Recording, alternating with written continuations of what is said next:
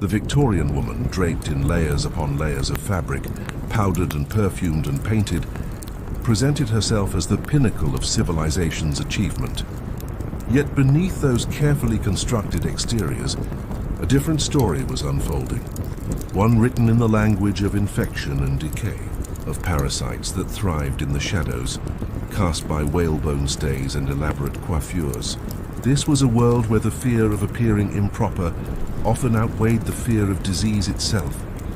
where social conventions became more dangerous than any plague that stalked the streets outside.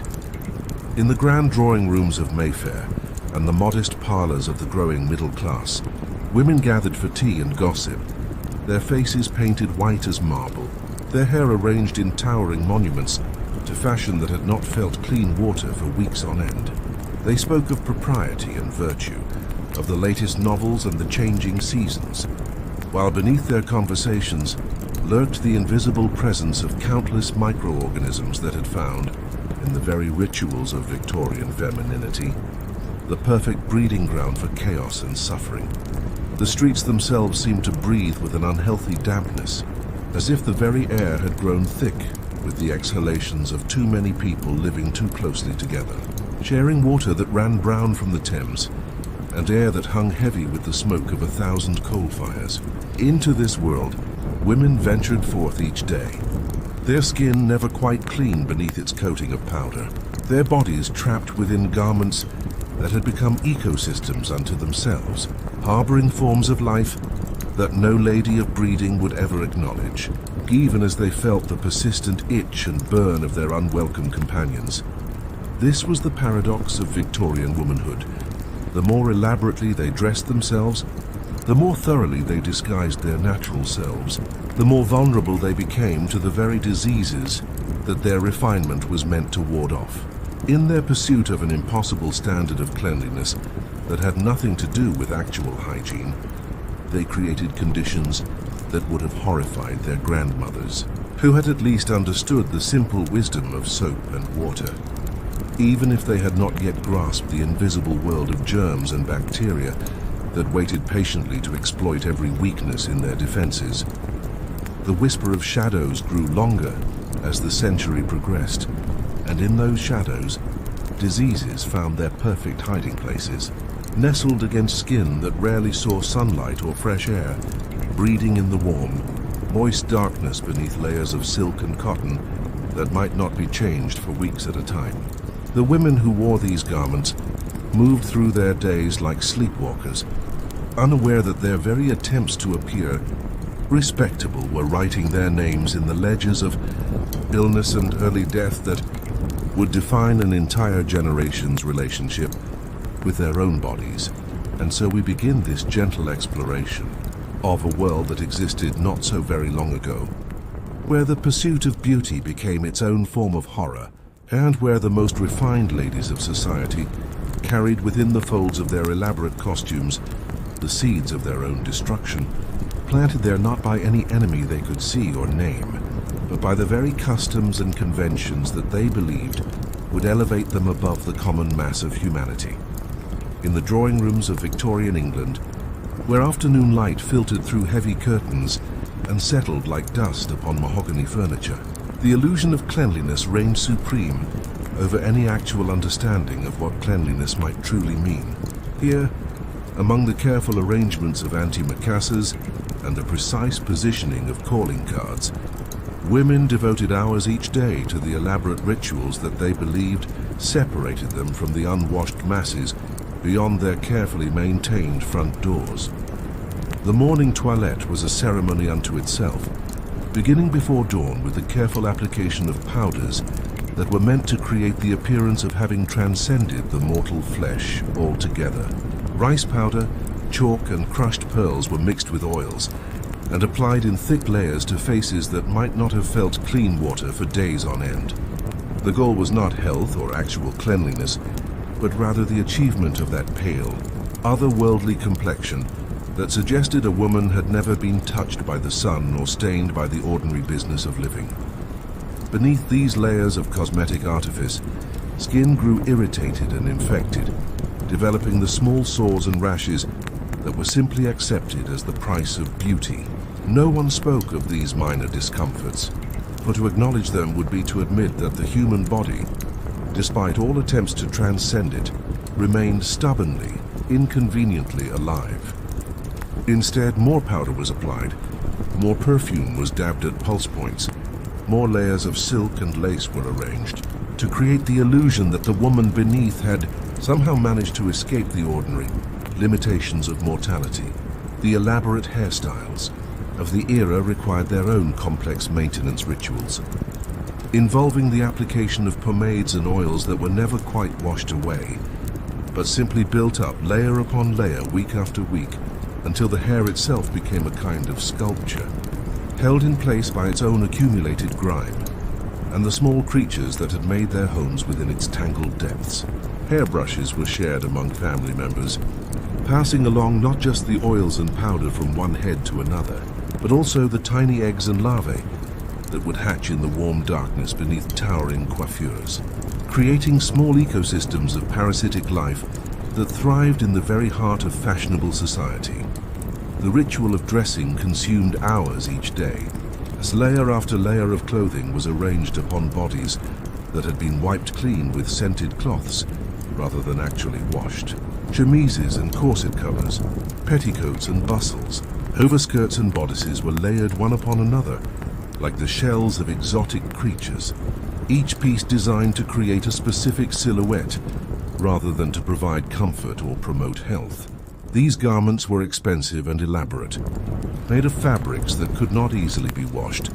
and so they were worn day after day, absorbing the natural oils and secretions of the body, becoming breeding grounds for bacteria and fungi that thrived in the warm, moist environment created by so many layers of cloth pressed close against skin that never breathed freely. The concept of fresh air and sunlight as necessary for health was viewed with suspicion, if not outright alarm. Windows were kept tightly closed to prevent the entry of night air, which was believed to carry disease, while the sun was avoided at all costs to preserve that precious pallor that marked a woman as truly refined. Parasols and veils, heavy curtains and closed carriages protected Victorian women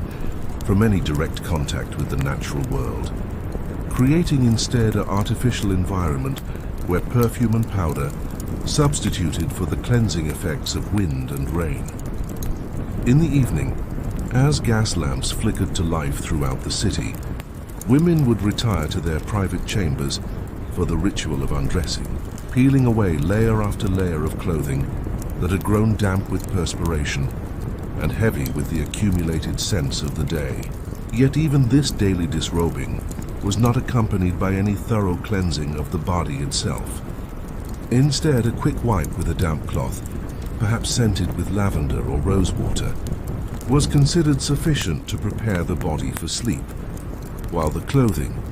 too precious and elaborate to be washed frequently, was carefully folded and stored to be worn again the next day, and the day after that, carrying with it all the invisible passengers that had taken up residence in its fibers. The very notion of what constituted cleanliness had become so divorced from any understanding of actual hygiene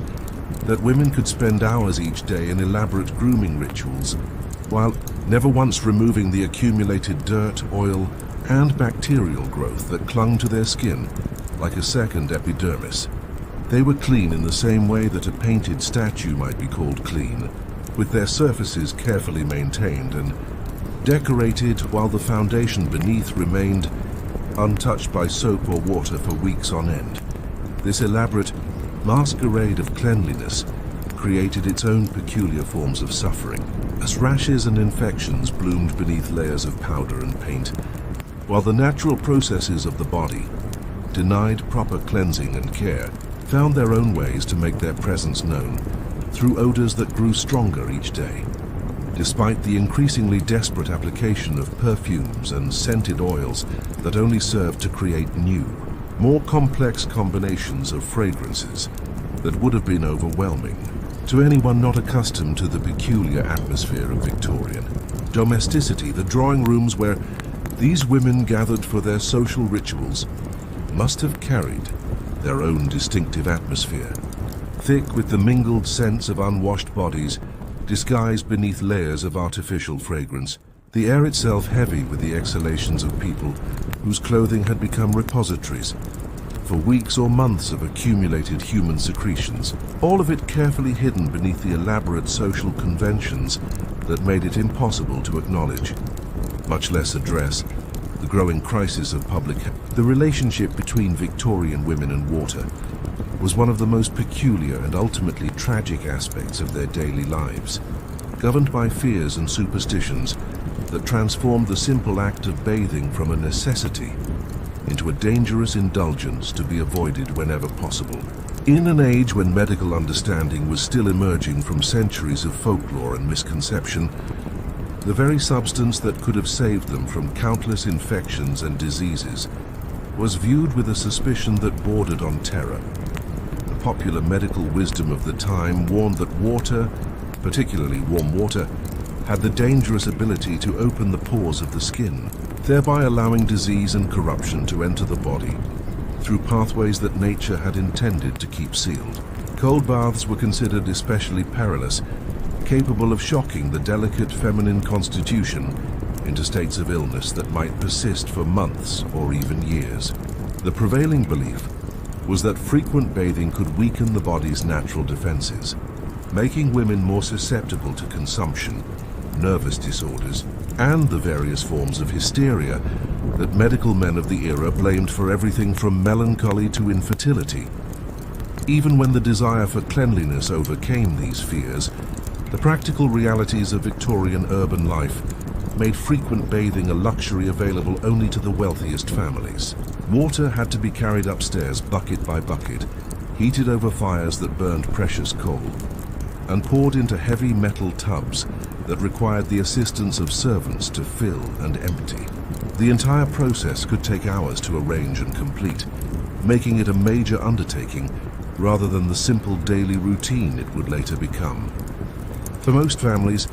a full bath was a weekly event at best, and many women made do with much less frequent opportunities to immerse their entire bodies in clean water. The water itself, drawn from urban sources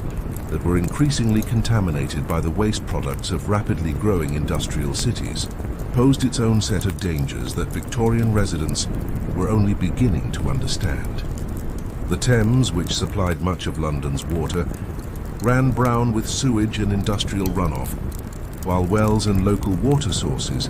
had become repositories for every form of human and animal waste produced by neighborhoods where sanitation systems had not kept pace with population growth. Women who did manage to arrange for baths often found themselves soaking in water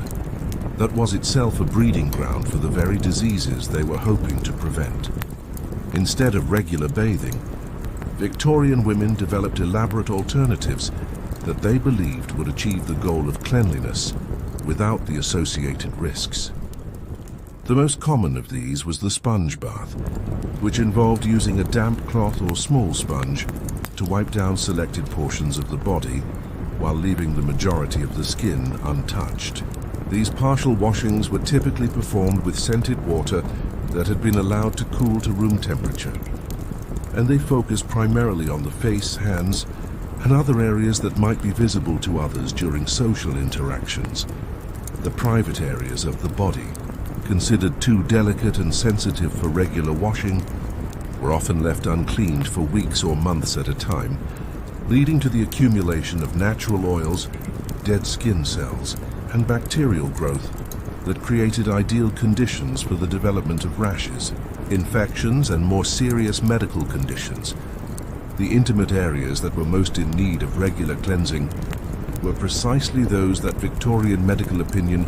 considered most vulnerable to the supposed dangers of water and soap, creating a perfect storm of neglect that left women vulnerable to reproductive tract infections, urinary tract diseases, and the various forms of intimate discomfort that were simply accepted as part of the natural burden of womanhood. Even the limited washing that did take place was often performed with harsh soaps made from animal fats and caustic chemicals that stripped away the skin's natural protective oils while leaving behind residues that could cause their own forms of irritation and infection. These soaps were expensive and difficult to obtain in their milder forms, so many families made do with the same harsh cleansers used for washing clothing and dishes, applying them to delicate skin that had no natural defenses against such aggressive chemical treatment. The fear of water extended beyond concerns about individual health to encompass broader social anxieties about the proper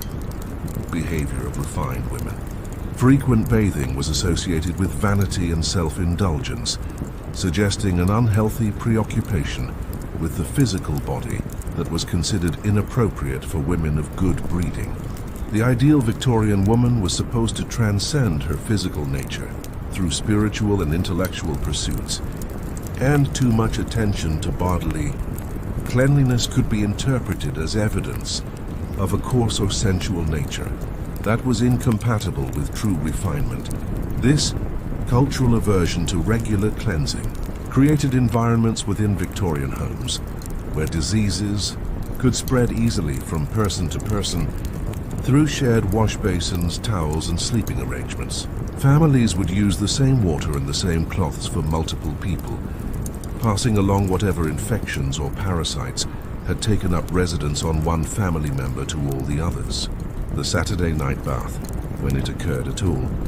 often involved multiple family members using the same tub of water in succession, with the cleanest person bathing first and subsequent bathers adding their own contributions to an increasingly contaminated pool that bore little resemblance to the clean water that had originally been poured into the tub. The consequences of this systematic avoidance of proper hygiene were written on the bodies of Victorian women in the form of persistent skin conditions, chronic infections, and the various forms of disease that thrived in environments where cleanliness was defined by appearance rather than by any actual removal of the harmful organisms that multiplied in the warm, moist spaces between unwashed skin and layers of clothing that were themselves repositories for months of accumulated human secretions and the microscopic life forms that fed upon them in this world where water was feared and soap was scarce, where medical opinion discouraged the very practices that might have prevented disease. Victorian women found themselves trapped in bodies that had become battlegrounds between the demands of social respectability and the basic requirements of human health, fighting a war they did not understand against enemies they could not see, armed only with perfumes and powders that served to mask the symptoms of their suffering, while allowing the underlying causes to flourish in the darkness beneath layers of silk and lace. The corset, that iconic symbol of Victorian femininity, was perhaps the most perfectly designed instrument of torture ever created in the name of fashion, transforming the female body into a carefully sculpted work of art while simultaneously creating conditions that would have challenged the most robust constitution and proved devastating to women whose general health had already been compromised by poor nutrition and inadequate hygiene. These elaborate constructions of whalebone, steel, and tightly woven fabric were not merely garments but architectural marvels that rebuilt the human form, according to an aesthetic ideal that bore little resemblance to any natural shape that had ever existed in nature. The process of being laced into a corset began in early adolescence, when young girls were first introduced to the gentle versions that would gradually train their bodies to accept increasingly severe restrictions as they matured into womanhood. By the time a Victorian woman reached her adult years, she had typically spent more than half her life encased in these devices, her internal organs gradually rearranging themselves to accommodate the artificial pressures that had become as much a part of her daily existence as breathing itself. Though breathing, it must be said, was one of the many natural functions that corsets were specifically designed to restrict and control. The tightness required to achieve the fashionable silhouette meant that corsets had to be laced so firmly that they compressed not only the waist but also the rib cage, pushing the internal organs into unnatural positions and creating pressure points where the rigid stays pressed against skin that was already irritated by the coarse fabrics and metal. Hardware that formed the internal structure of these garments. The goal was to reduce the natural waist measurement by as many inches as possible, with some women achieving reductions of 6 inches or more, creating an hourglass figure that appeared to defy the basic laws of human anatomy. The skin trapped beneath these rigid structures was subjected to constant pressure and friction, with the whalebone stays and steel reinforcements creating permanent indentations and pressure sores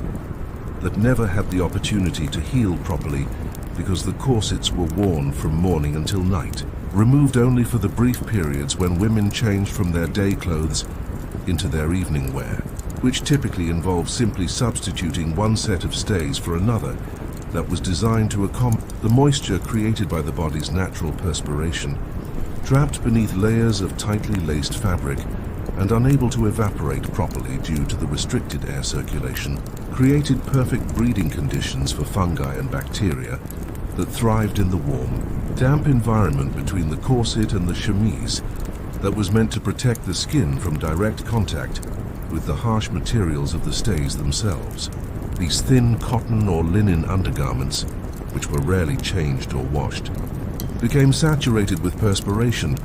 and the various secretions produced by infected skin, creating a constantly damp layer against the body that never had the opportunity to dry completely. The areas where the corset's hardware made direct contact with the body developed chronic cholera and infections that were simply accepted as part of the price of achieving the desired silhouette. The metal eyelets through which the laces were threaded often pressed directly against the spine, creating pressure points that could develop into permanent indentations in the flesh, while the steel or whalebone stays that formed the rigid structure of the garment created vertical channels where perspiration and dead skin cells accumulated week after week, never being properly cleaned or exposed to air that might have helped to prevent the development of more serious infections. The restriction of movement imposed by tightly laced corsets meant that women were unable to twist or bend their torsos naturally, leading to muscle weakness and atrophy that made them increasingly dependent on the artificial support provided by their stays. The irony was that the longer a woman wore corsets, the less capable her own muscular system became of supporting her spine and internal organs, creating a physical dependence that paralleled the social dependence that made it impossible for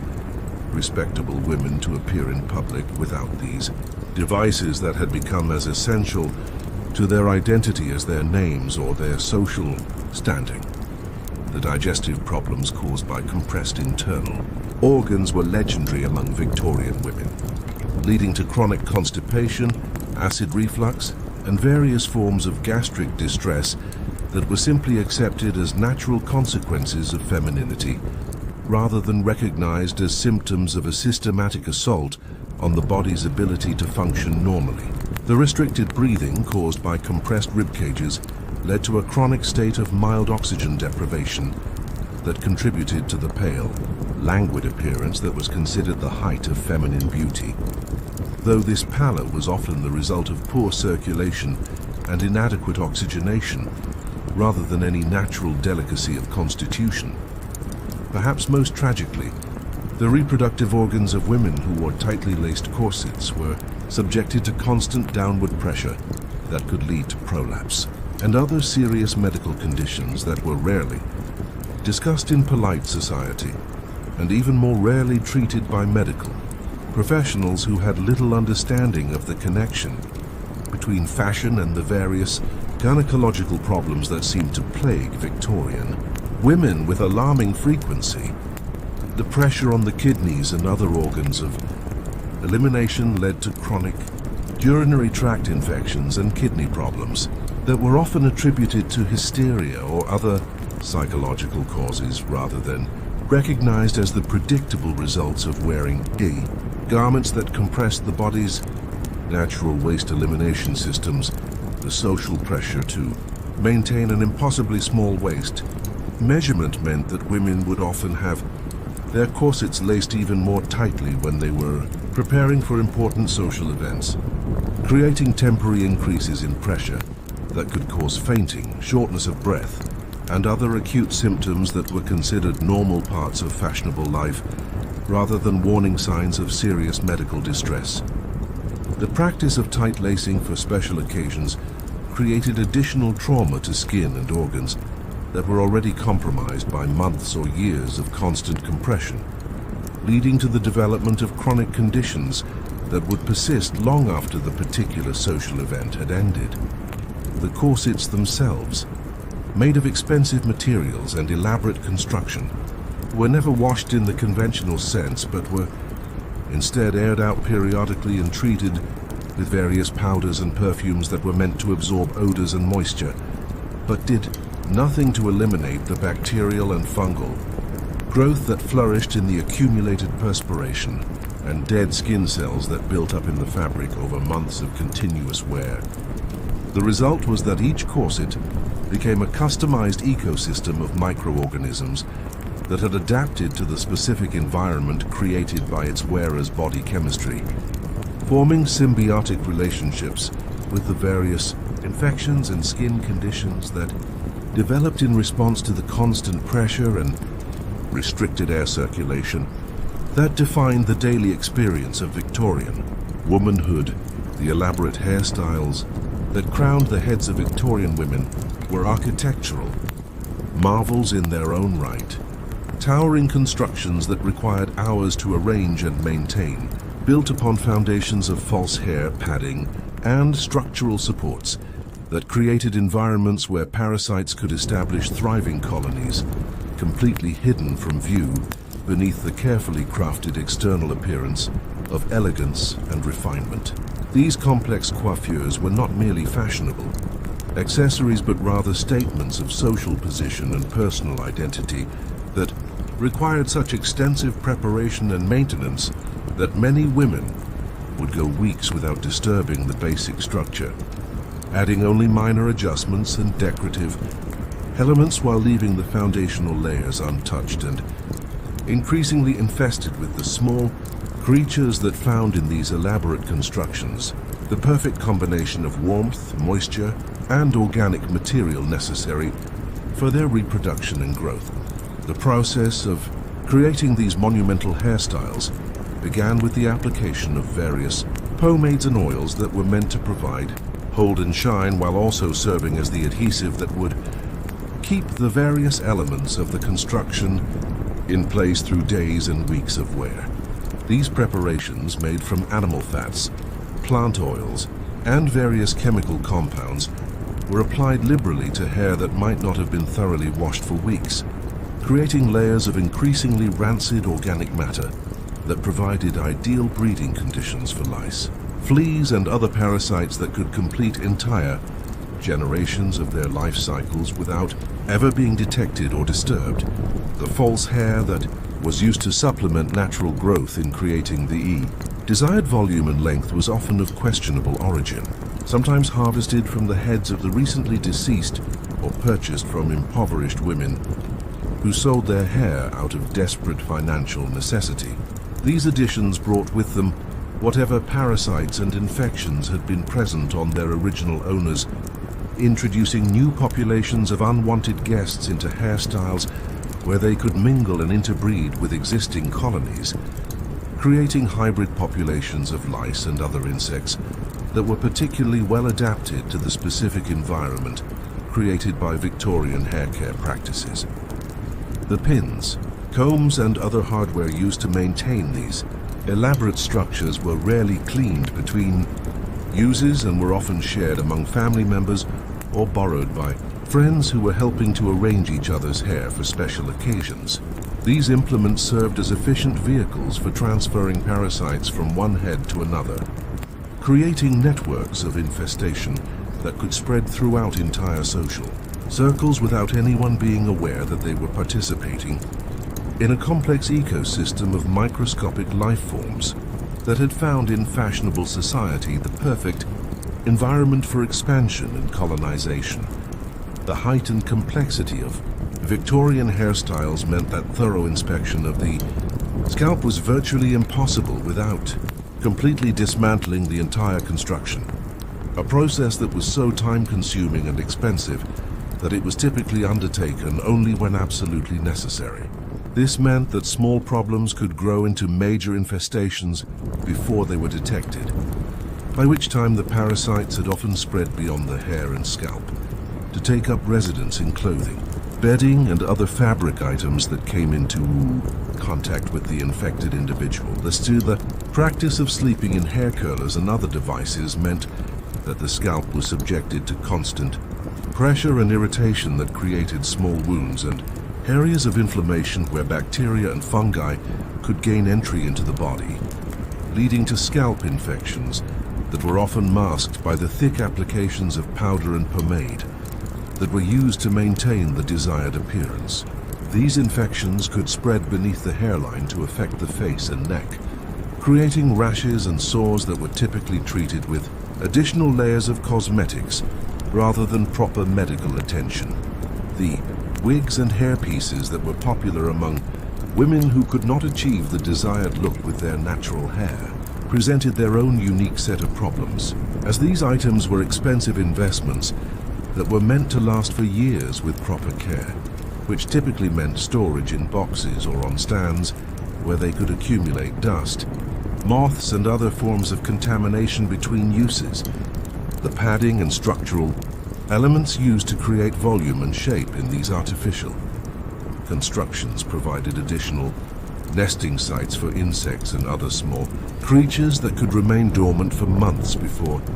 emerging to colonize a new host when the hairpiece was next worn. The social conventions that governed Victorian hairstyles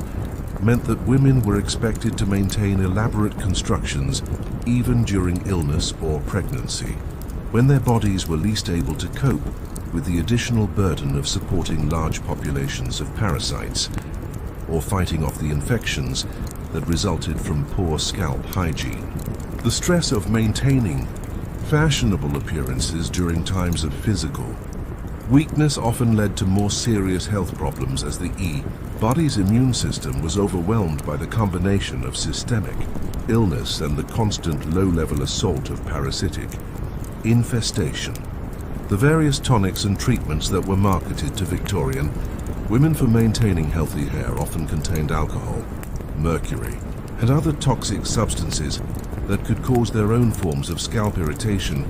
and systemic poisoning, while doing little to address the underlying hygiene problems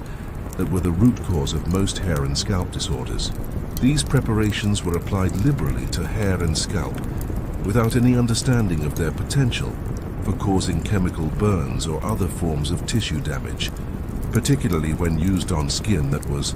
already compromised by infection or parasitic activity. The brushing and combing rituals that were part of daily hair maintenance often served to spread infections and parasites throughout the hair and scalp rather than remove them, as the same brushes and combs were used day after day without proper cleaning, becoming repositories for whatever organisms were present in the hair and distributing them evenly throughout the entire coiffure with each stroke. The vigorous brushing that was considered necessary for maintaining healthy hair often caused additional trauma to an already irritated scalp, creating new opportunities for infection while disturbing existing parasite colonies, just enough to encourage them to spread to new areas without actually removing them from the head entirely. The bedroom had become, in Victorian households, a carefully orchestrated theatre of intimacy and privacy, where the most dangerous aspects of poor hygiene were concentrated and amplified, creating environments where infectious diseases could spread efficiently among family members, while remaining hidden from the public scrutiny that might have provided some incentive for improvement. These private spaces, shrouded in heavy curtains and heated by coal fires that filled the air with smoke and ash, were designed to provide comfort and respectability rather than health and cleanliness, with furnishings and arrangements that prioritized appearance and social propriety over any consideration of the basic sanitary requirements necessary for preventing the spread of disease. The massive four-poster beds that dominated Victorian bedrooms were monuments to craftsmanship and expense, draped with layers of heavy fabric that created enclosed spaces where multiple people could sleep together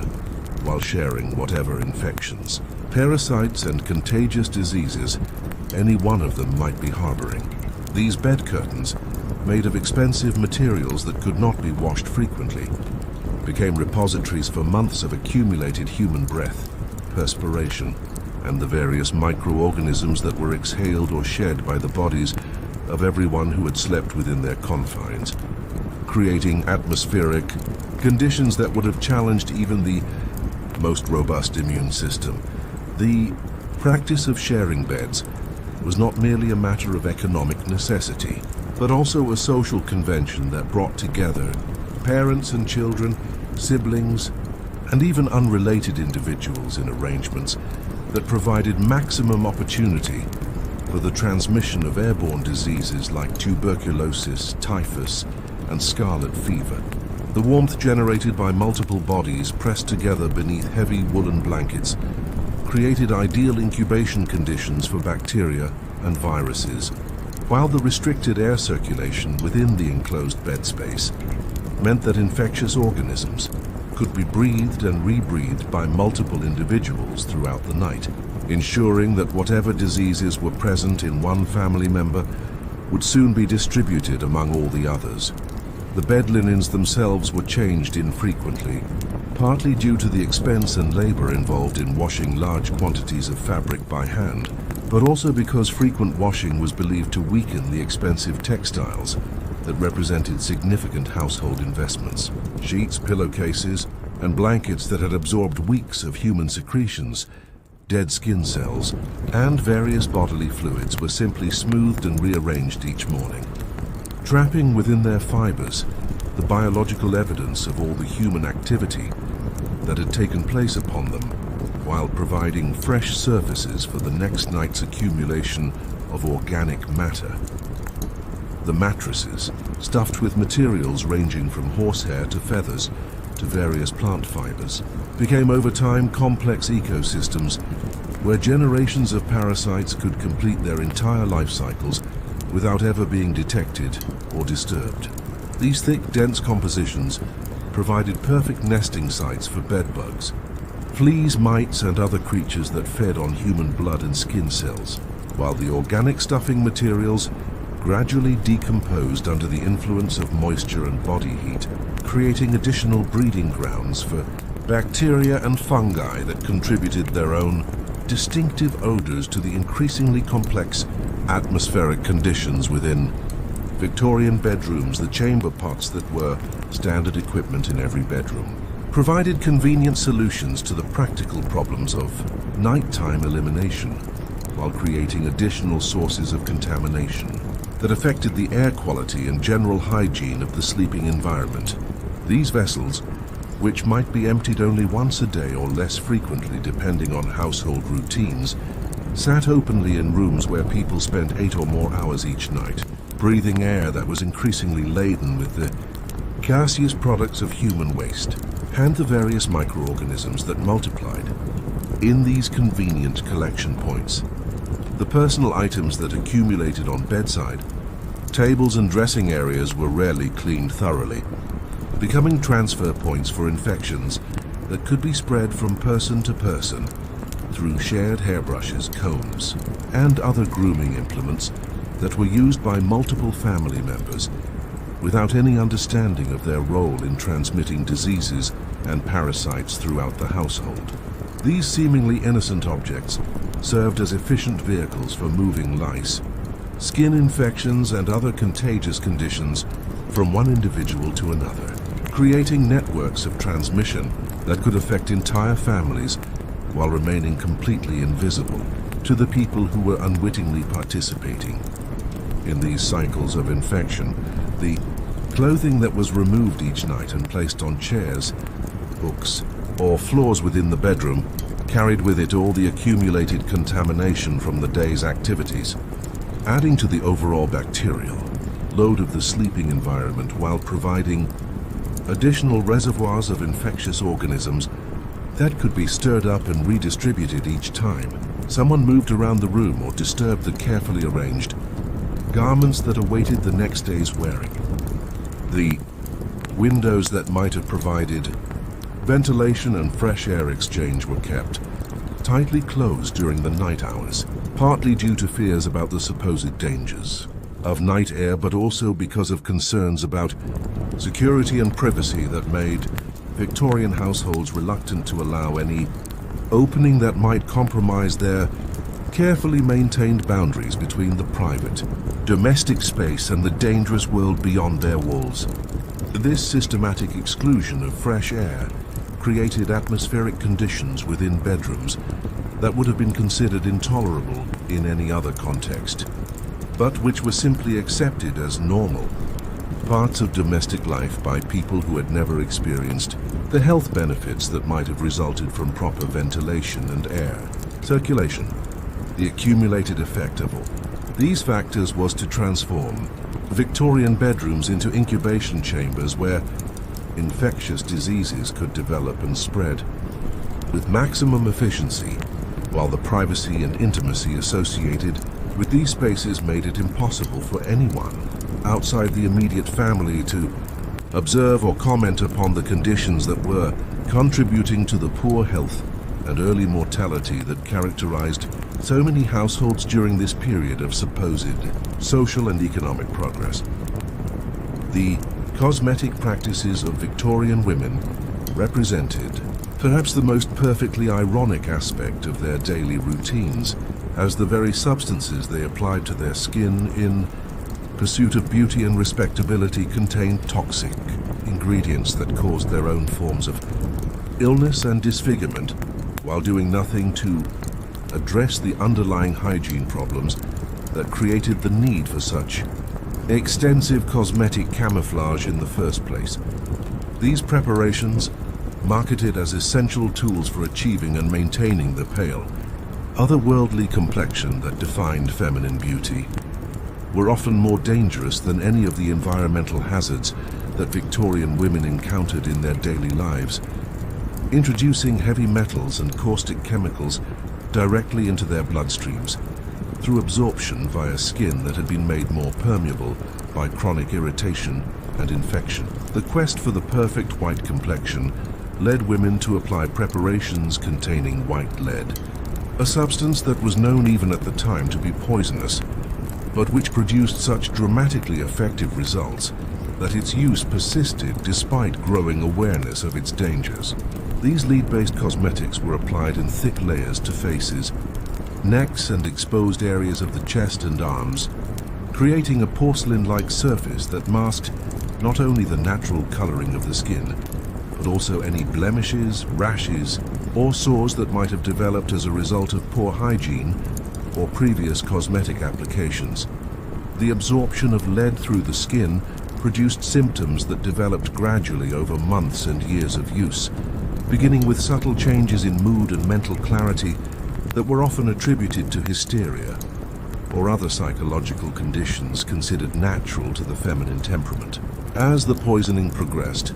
women might experience weakness, digestive problems, and various neurological symptoms that were rarely connected to their cosmetic routines by medical professionals who had little understanding of the mechanisms by which toxic substances could enter the body through topical application. Mercury, another popular ingredient in Victorian cosmetics, was prized for its ability to create a luminous pearl-like finish when applied to the skin, and was commonly included in preparations designed to lighten freckles and age spots while providing an overall brightening effect that enhanced the desired pallor. The mercurial preparations were often combined with other harsh chemicals that increased their absorption through the skin, leading to mercury poisoning that manifested in symptoms ranging from tremors and memory, loss to kidney damage and reproductive problems that could affect multiple generations through its impact on developing fetuses. The rouge and lip, preparations used to add subtle color to faces that had been rendered ghostly pale by white lead applications, often contained cinnabar, a mercury-containing mineral that provided a beautiful red color while slowly poisoning the women who applied it to their lips and cheeks day after day. The practice of applying these preparations to the lips meant that significant quantities were inevitably ingested during eating, drinking, and the normal process of lip licking, creating additional pathways for mercury to enter the bloodstream and accumulate in vital organs, where it could cause permanent damage to the nervous system and other essential body functions. The eye preparations that were used to darken lashes and eyebrows frequently contained antimony and other toxic metals that could cause severe eye irritation, vision problems, and even blindness when applied repeatedly to the delicate tissues around the eyes. These preparations were often applied with primitive brushes and applicators that were shared among family members or friends, creating additional opportunities for the transmission of eye infections and other contagious conditions that could spread throughout entire households through the seemingly innocent ritual of shared cosmetic application. The various skin treatments and beauty preparations that were marketed as solutions to the problems created by poor hygiene often contained acids, alkalis, and other caustic substances that were intended to remove the upper layers of damaged skin while promoting the growth of new, healthier tissue. However, these harsh chemical treatments applied to skin that was already compromised by chronic irritation and infection often caused additional damage while providing ideal entry points for bacteria and other infectious organisms that could penetrate more deeply into tissues that had been chemically burned or abraded by cosmetic treatments. The practice of using cosmetics to conceal existing skin problems meant that infections and sores were often covered with thick layers of potentially contaminated preparations that prevented proper healing while creating moist, warm environments where bacteria could multiply unchecked beneath the cosmetic surface. These hidden infections could spread to surrounding areas of skin while remaining completely invisible to anyone who might have been able to provide appropriate medical treatment, leading to the development of chronic conditions that persisted for months or years without proper diagnosis or care. The tools and implements used for applying cosmetics were rarely cleaned properly between uses and were often shared among multiple users, serving as efficient vehicles for transferring skin infections, eye diseases, and other contagious conditions from one person to another. The brushes, sponges, and other applicators that were used to blend and smooth cosmetic preparations became repositories for bacteria and other microorganisms that could survive for extended periods in the organic residues left behind by previous applications, waiting for opportunities to colonize new hosts when the implements were next used. The social pressure to maintain perfect cosmetic appearances, even during illness, meant that women would often continue to apply toxic preparations to faces and skin that were already compromised by fever, infection, or other medical conditions that made them more vulnerable to chemical poisoning and less able to cope with the additional burden of metabolizing and eliminating the various toxic substances that were being absorbed through their cosmetically treated skin on a daily basis. The most intimate aspects of Victorian women's hygiene practices were shrouded in layers of social taboo and medical ignorance that created perfect conditions for the development and spread of reproductive tract infections, sexually transmitted diseases, and other conditions that affected the areas of the body that were considered too delicate and private to be discussed openly, even between women and their physicians. This conspiracy of silence meant that practices which might have prevented serious illness were never developed or shared, while dangerous and ineffective treatments were passed down through generations of women who had no access to accurate medical information about their own bodies. The general aversion to washing extended, particularly to the intimate areas of the body, which were considered so sensitive and vulnerable that they required protection from water, soap, and any other substances that might disturb their supposed natural balance. This protective neglect meant that the genital and anal areas of Victorian women were often left uncleaned for weeks or months at a time, creating environments where bacteria, fungi, and parasites could establish thriving colonies that cause chronic irritation, infection, and more serious medical complications that were rarely recognized or properly treated. The undergarments that were meant to protect these intimate areas were themselves part of the problem, as they were made of heavy fabrics that trapped moisture and heat while rarely being changed or properly laundered. The drawers and chemises that formed the foundation layers of Victorian women's clothing became saturated with menstrual blood,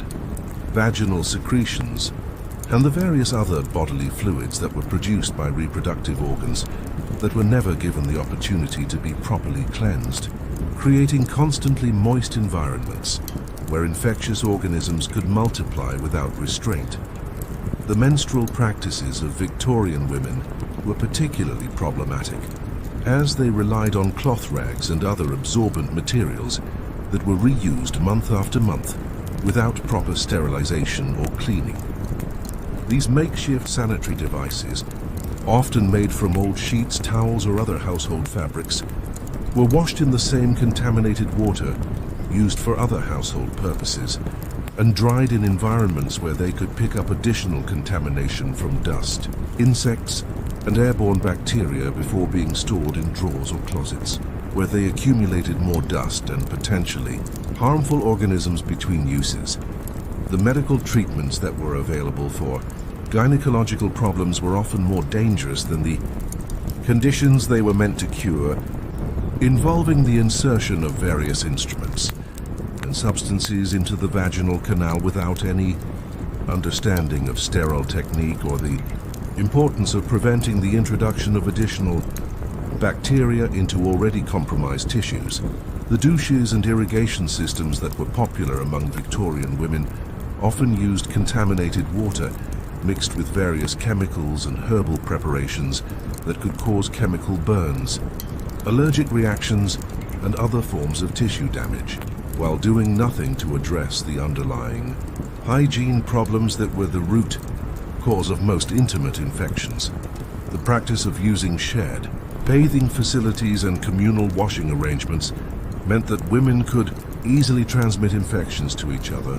through contact with contaminated water, towels, and other items that came into contact with multiple users' intimate areas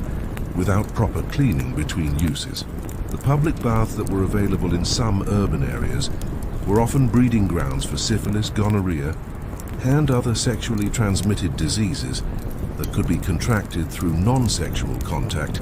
with contaminated surfaces and water supply. The social conventions that required women to remain fully clothed even during medical examinations meant that gynecological problems often went undiagnosed until they had progressed to advanced stages where treatment was more difficult and less likely to be successful. The modesty requirements that prevented women from describing their symptoms in detail or allowing physicians to perform thorough physical examinations created barriers to proper medical care that often resulted in preventable deaths from conditions that might have been easily treated if they had been identified and addressed in their early stages. The pregnancy and childbirth practices of the Victorian era created additional opportunities for the development and transmission of infections, as women giving birth in environments where basic sanitary precautions were unknown or ignored were exposed to bacteria and other infectious organisms that could cause puerperal fever, sepsis, and other potentially fatal complications that were often attributed to moral failings or constitutional weaknesses rather than recognized as preventable consequences of poor hygiene and inadequate medical knowledge. The nursing practices associated with infant care meant that infections could be easily transmitted from mothers to babies through contaminated breast milk, unwashed hands, and various other forms of intimate contact that occurred in environments where proper sanitation was not understood or practiced. The high infant mortality rates that characterized Victorian society were partly due to the systematic exposure of newborns to infectious organisms that their immature immune systems were unable to combat effectively.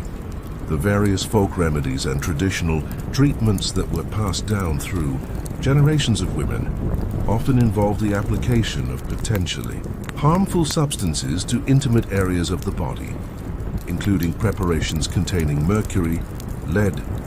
and other toxic materials that could cause systemic poisoning, while failing to provide any actual medical benefit. These traditional practices persisted, despite their obvious dangers, because they were the only treatments available to women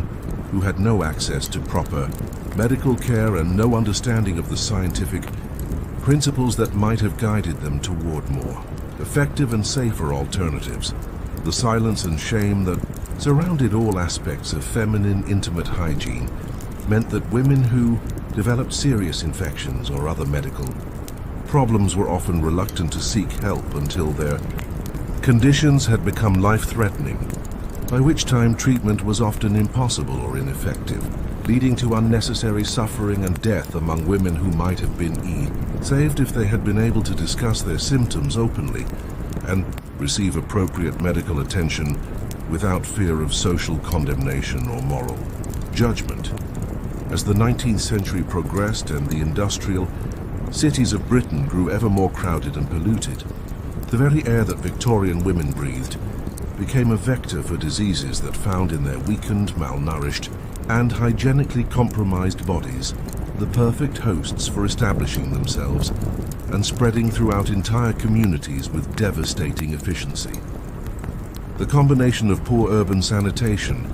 inadequate nutrition, and the systematic neglect of basic hygiene created populations that were particularly vulnerable to airborne pathogens. While the social customs that brought people together in poorly ventilated spaces provided ideal conditions for the rapid transmission of tuberculosis, typhus, and other diseases that thrived in environments where infected individuals could spread their conditions to large numbers of susceptible victims. Tuberculosis, known in Victorian times as consumption, was perhaps the most perfectly adapted disease for exploiting the conditions created by 19th century urban life and hygiene practices. This bacterial infection, which attacked primarily the lungs but could spread to other organs throughout the body, was transmitted through tiny droplets expelled by infected individuals when they coughed, sneezed, or even spoke, creating clouds of infectious particles that could remain suspended in poorly ventilated air for hours or even days, waiting for healthy individuals to inhale them deep into their respiratory systems, where the bacteria could establish new colonies and begin the slow process of destroying lung tissue. The pale, wasted appearance produced by advanced tuberculosis was ironically considered the height of feminine beauty during the Victorian era, leading to a perverse situation where the symptoms of deadly disease were deliberately mimicked through cosmetic applications and dietary restrictions designed to achieve the ethereal, otherworldly appearance of women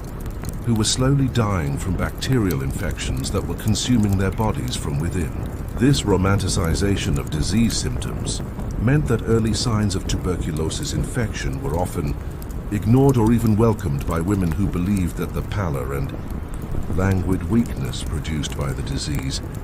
enhanced their attractiveness and social appeal. The crowded living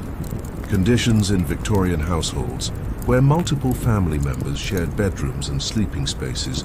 while breathing air that was never properly ventilated or refreshed, created perfect opportunities for tuberculosis to spread from one family member to another, often wiping out entire households over the course of several years as the disease moved methodically through each susceptible individual. The practice of caring for sick family members in the same rooms where healthy individuals slept and spent their daily lives ensured that everyone in the household would be exposed. repeatedly to high concentrations of infectious organisms, while their weakened constitutions made it virtually inevitable that exposure would lead to active disease. Typhus, another airborne disease that found ideal conditions in Victorian urban environments, was spread by body lice that thrived in the unwashed clothing and bedding that characterized the hygiene practices of the era. These tiny parasites, living in the seams and folds of garments that were rarely, if ever, properly cleaned, would bite infected individuals and then move on to bite healthy victims, transferring the bacterial pathogens that caused typhus fever, along with their feeding activities. The disease produced high fevers, severe headaches, and distinctive rashes that often served as death sentences for individuals whose immune systems had been compromised by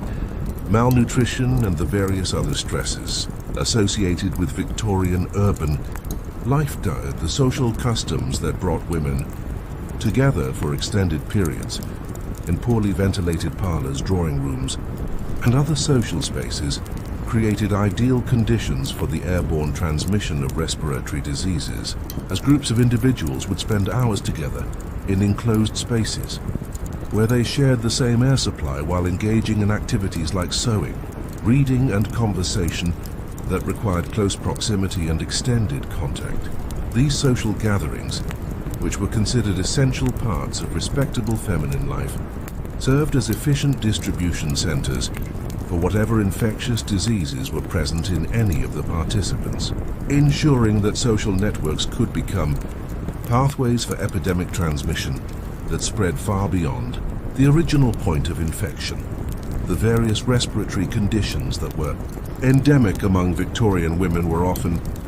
attributed to delicate constitutions and feminine sensitivity, rather than recognized as symptoms of specific infectious diseases that could be prevented through proper hygiene and sanitation practices. The chronic coughs, breathing difficulties, and chest pains that affected so many women were simply accepted as natural consequences of feminine physiology, rather than understood as manifestations of preventable diseases that were thriving in environments where basic public health principles were neither understood nor implemented. The medical treatments that were available for respiratory diseases often did more harm than good, involving the application of various toxic substances to the chest and throat, the administration of preparations containing mercury and other heavy metals, and the use of bleeding and purging techniques that further weakened patients who were already struggling to survive serious infections. These treatments, based on medical theories that bore little resemblance to actual understanding of disease processes, often hastened the deaths of patients who might have survived if they had been left alone to allow their natural immune responses to combat their infections without additional pharmaceutical assault. The air quality in Victorian cities was further compromised by industrial pollution, coal smoke, and the various other airborne contaminants produced by rapidly growing urban populations, creating atmospheric conditions that irritated respiratory systems and made them more vulnerable to infection, while also providing additional toxic substances that could weaken immune responses and reduce the body's ability to fight off bacterial and viral invaders. Women who spent their days breathing air that was thick with coal dust, industrial chemicals, and the various other pollutants produced by 19th century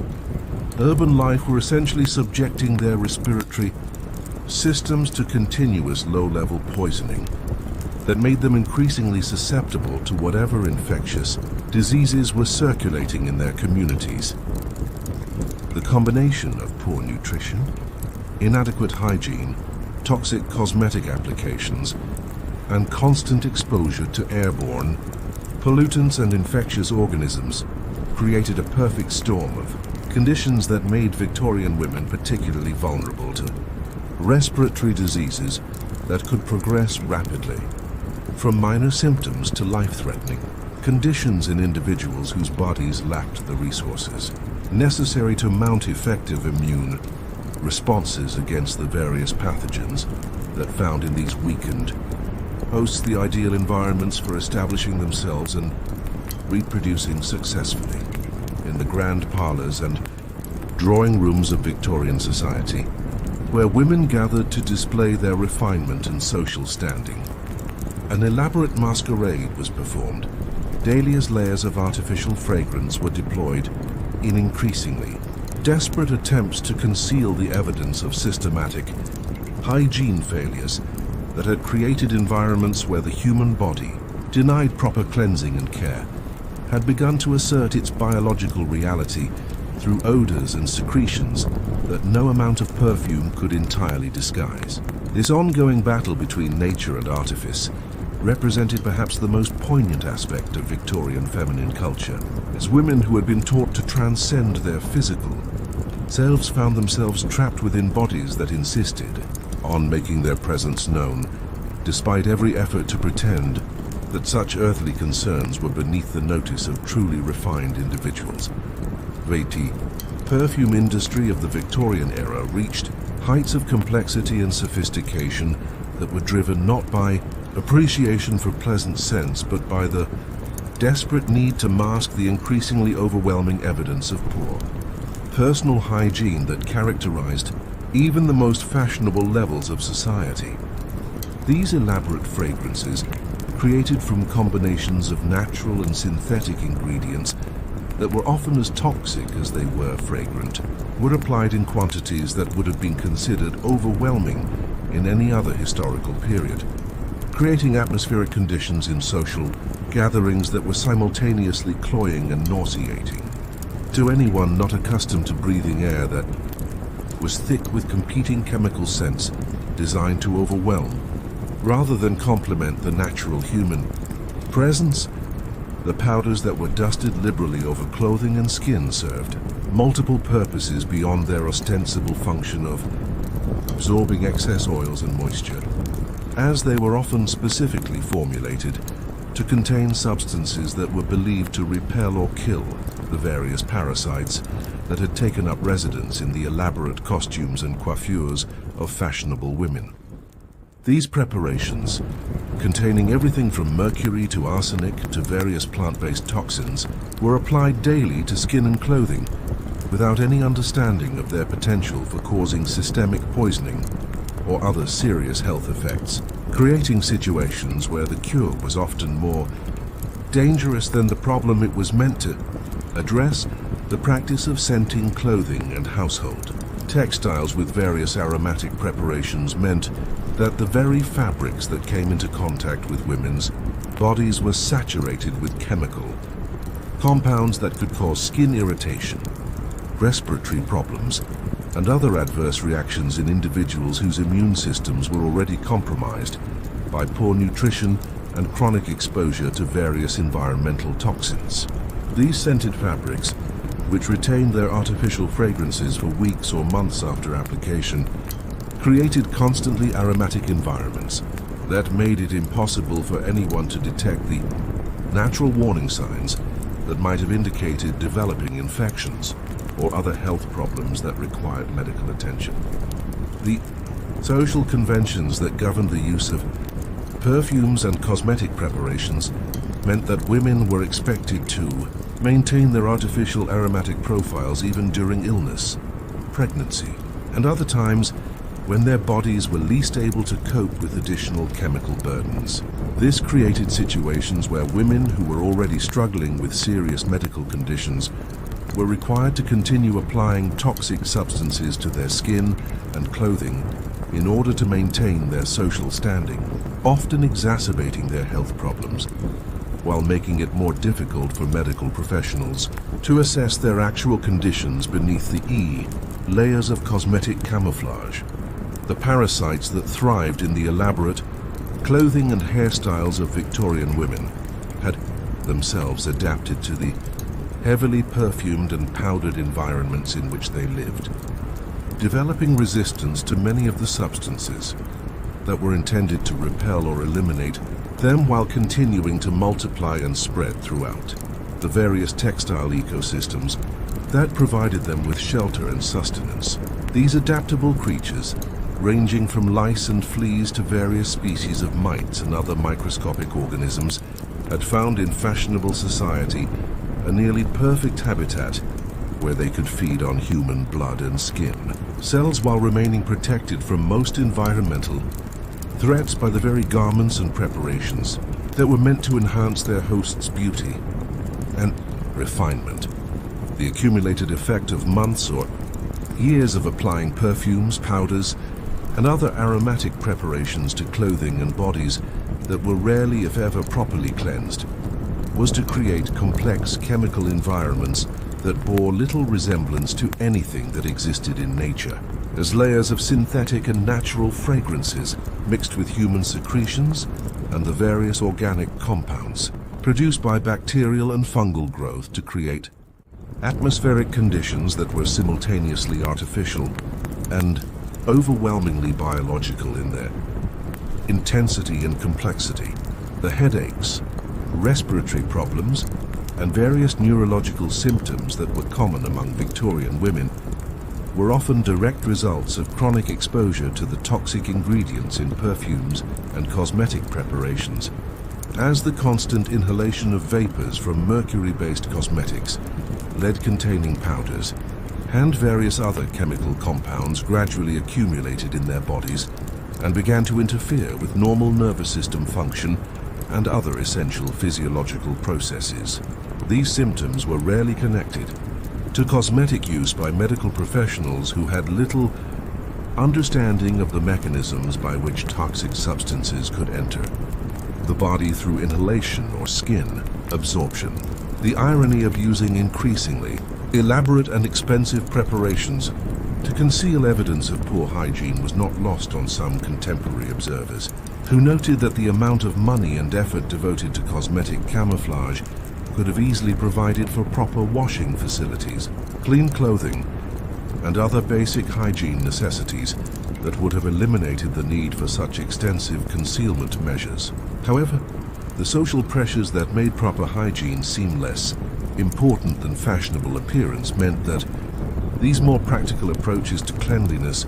were rarely adopted by women who had been taught to value style over substance in every aspect of their daily lives. The long-term consequences of this systematic substitution of cosmetic concealment for actual cleanliness were written in the medical records of the era in the form of chronic skin conditions,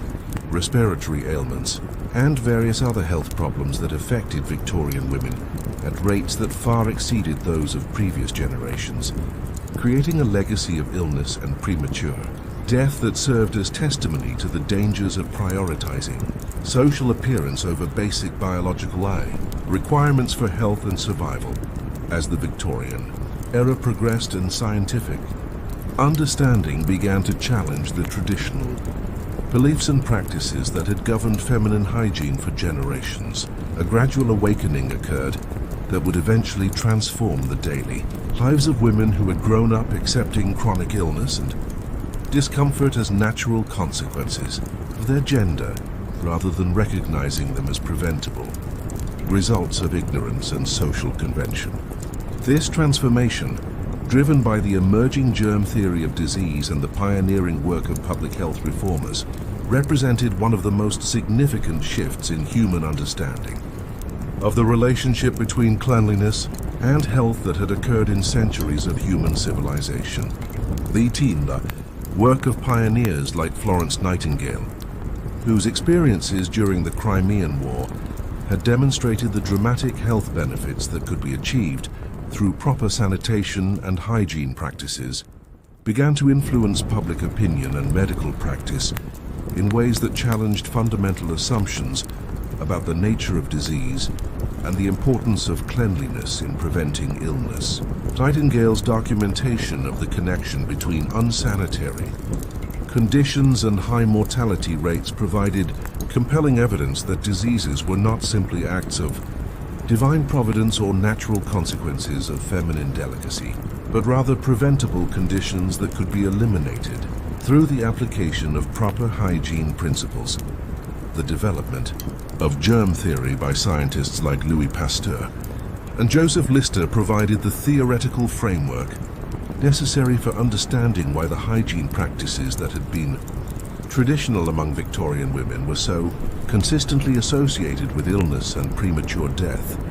as the discovery that microscopic organisms could cause disease explained for the first time the mechanisms by which poor sanitation and inadequate cleansing could lead to specific medical conditions. This scientific revolution gradually made it possible for medical professionals to provide rational explanations for the various health problems that had previously. The growing availability of clean water supplies and improved sewage systems in urban areas made it increasingly possible for women to maintain higher standards of personal hygiene without the practical barriers that had previously made frequent bathing and clothes washing difficult or impossible for most families. The development of municipal water systems and indoor plumbing gradually eliminated many of the logistical challenges that had made proper hygiene a luxury available only to the wealthiest households, creating opportunities for ordinary women to adopt cleaner and healthier daily routines. The emergence of a new generation of medical professionals who had been trained in the principles of antiseptic surgery and scientific hygiene began to challenge the traditional treatments and advice that had characterized Victorian medical practice, providing women with access to medical care that was based on scientific understanding rather than folklore and superstition. These physicians began to emphasize the importance of cleanliness in preventing disease and to prescribe treatments that address the underlying causes of illness rather than simply masking symptoms with toxic preparations. The development of safer and more effective soaps, shampoos, and other cleansing products made it possible for women to maintain proper hygiene without subjecting themselves to the harsh chemicals and caustic substances that had characterized earlier cleaning preparations. While the growing understanding of the importance of nutrition and exercise in maintaining health provided alternative approaches to achieving the pale, languid appearance that had previously been associated with fashionable beauty. The gradual change in social attitudes toward the human body and physical health began to make it acceptable for women to discuss hygiene and medical issues that had previously been considered too private or improper for conversation, creating opportunities for the sharing of information and advice that could help prevent the spread of disease and improve overall health outcomes for women who had previously suffered in silence with conditions that were both preventable and treatable. The resistance to these changes was substantial, as they challenged not only established medical practice,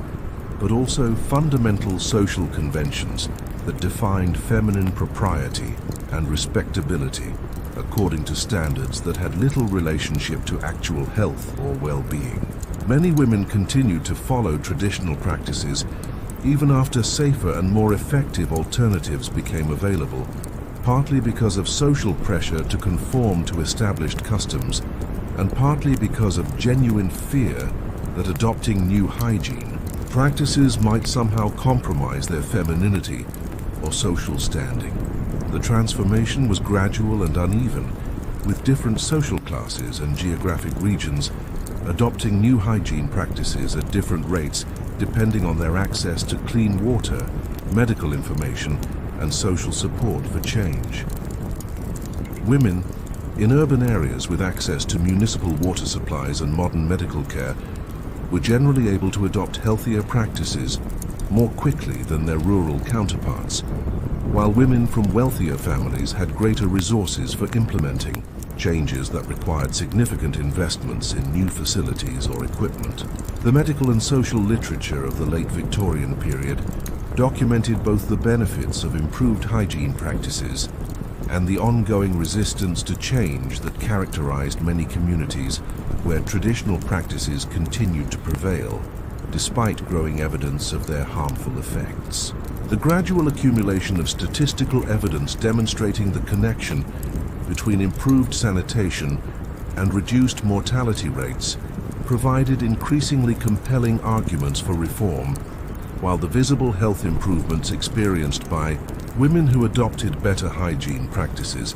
served as practical demonstrations of the benefits that could be achieved through relatively simple changes in daily routines. The legacy of this period of transition was the establishment of hygiene principles and practices that would form the foundation for modern approaches to personal cleanliness and disease prevention, while the documentation of the health consequences associated with Victorian hygiene practices provided valuable lessons about the importance of basing health recommendations on scientific evidence rather than social convention or traditional belief systems. As we draw to the close of this gentle journey through the shadowed corridors of Victorian domestic life, we find ourselves returning to that same gaslight-flickered world where we began, but now with eyes that have been opened to see beyond. The carefully maintained surfaces of respectability to the hidden struggles that played out daily within the elaborate costumes and carefully arranged parlors of an era that prized appearance above all else. The women we have followed through these pages were not merely victims of ignorance or social convention, but rather participants in a complex drama where the very attempts to transcend the limitations of human biology created new and often more dangerous forms of suffering that were written in the silent language of rash and infection, of chronic pain and premature death. The perfumed air of Victorian drawing rooms carried within its artificial sweetness the stories of countless women who had learned to accept discomfort as the price of beauty, illness as the burden of femininity, and early death as simply another aspect of the delicate constitution that society expected them to cultivate and maintain. Their carefully powdered faces concealed not only the natural coloring of healthy skin, but also the sores and infections that resulted from the very preparations they used to achieve the ghostly pallor that marked them as truly refined, while their elaborate costumes served as both armor against social disapproval and breeding grounds for the parasites and bacteria that found in fashionable society the perfect environment for establishing thriving colonies. These women moved through their daily routines like sleepwalkers in a dream of propriety, performing elaborate rituals of grooming and dressing that were designed to create the illusion of transcending physical reality while actually subjecting their bodies to forms of systematic abuse that would have been considered torture if applied by any external enemy. They were prisoners of their own beauty standards, trapped within clothing that prevented normal movement and breathing, coating their skin with substances that slowly poisoned their blood, and arranging their hair in constructions that became homes for creatures that fed on their scalp and spread disease throughout their social circles. The tragedy of Victorian feminine hygiene was not simply that women suffered and died from preventable diseases, but that they did so while believing that their suffering was evidence of their moral superiority and refined sensibilities, that their pale faces and weakened bodies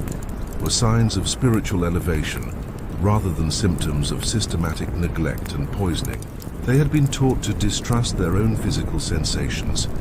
to ignore the warnings that their bodies tried to send them, and to accept chronic illness as a normal part of womanhood,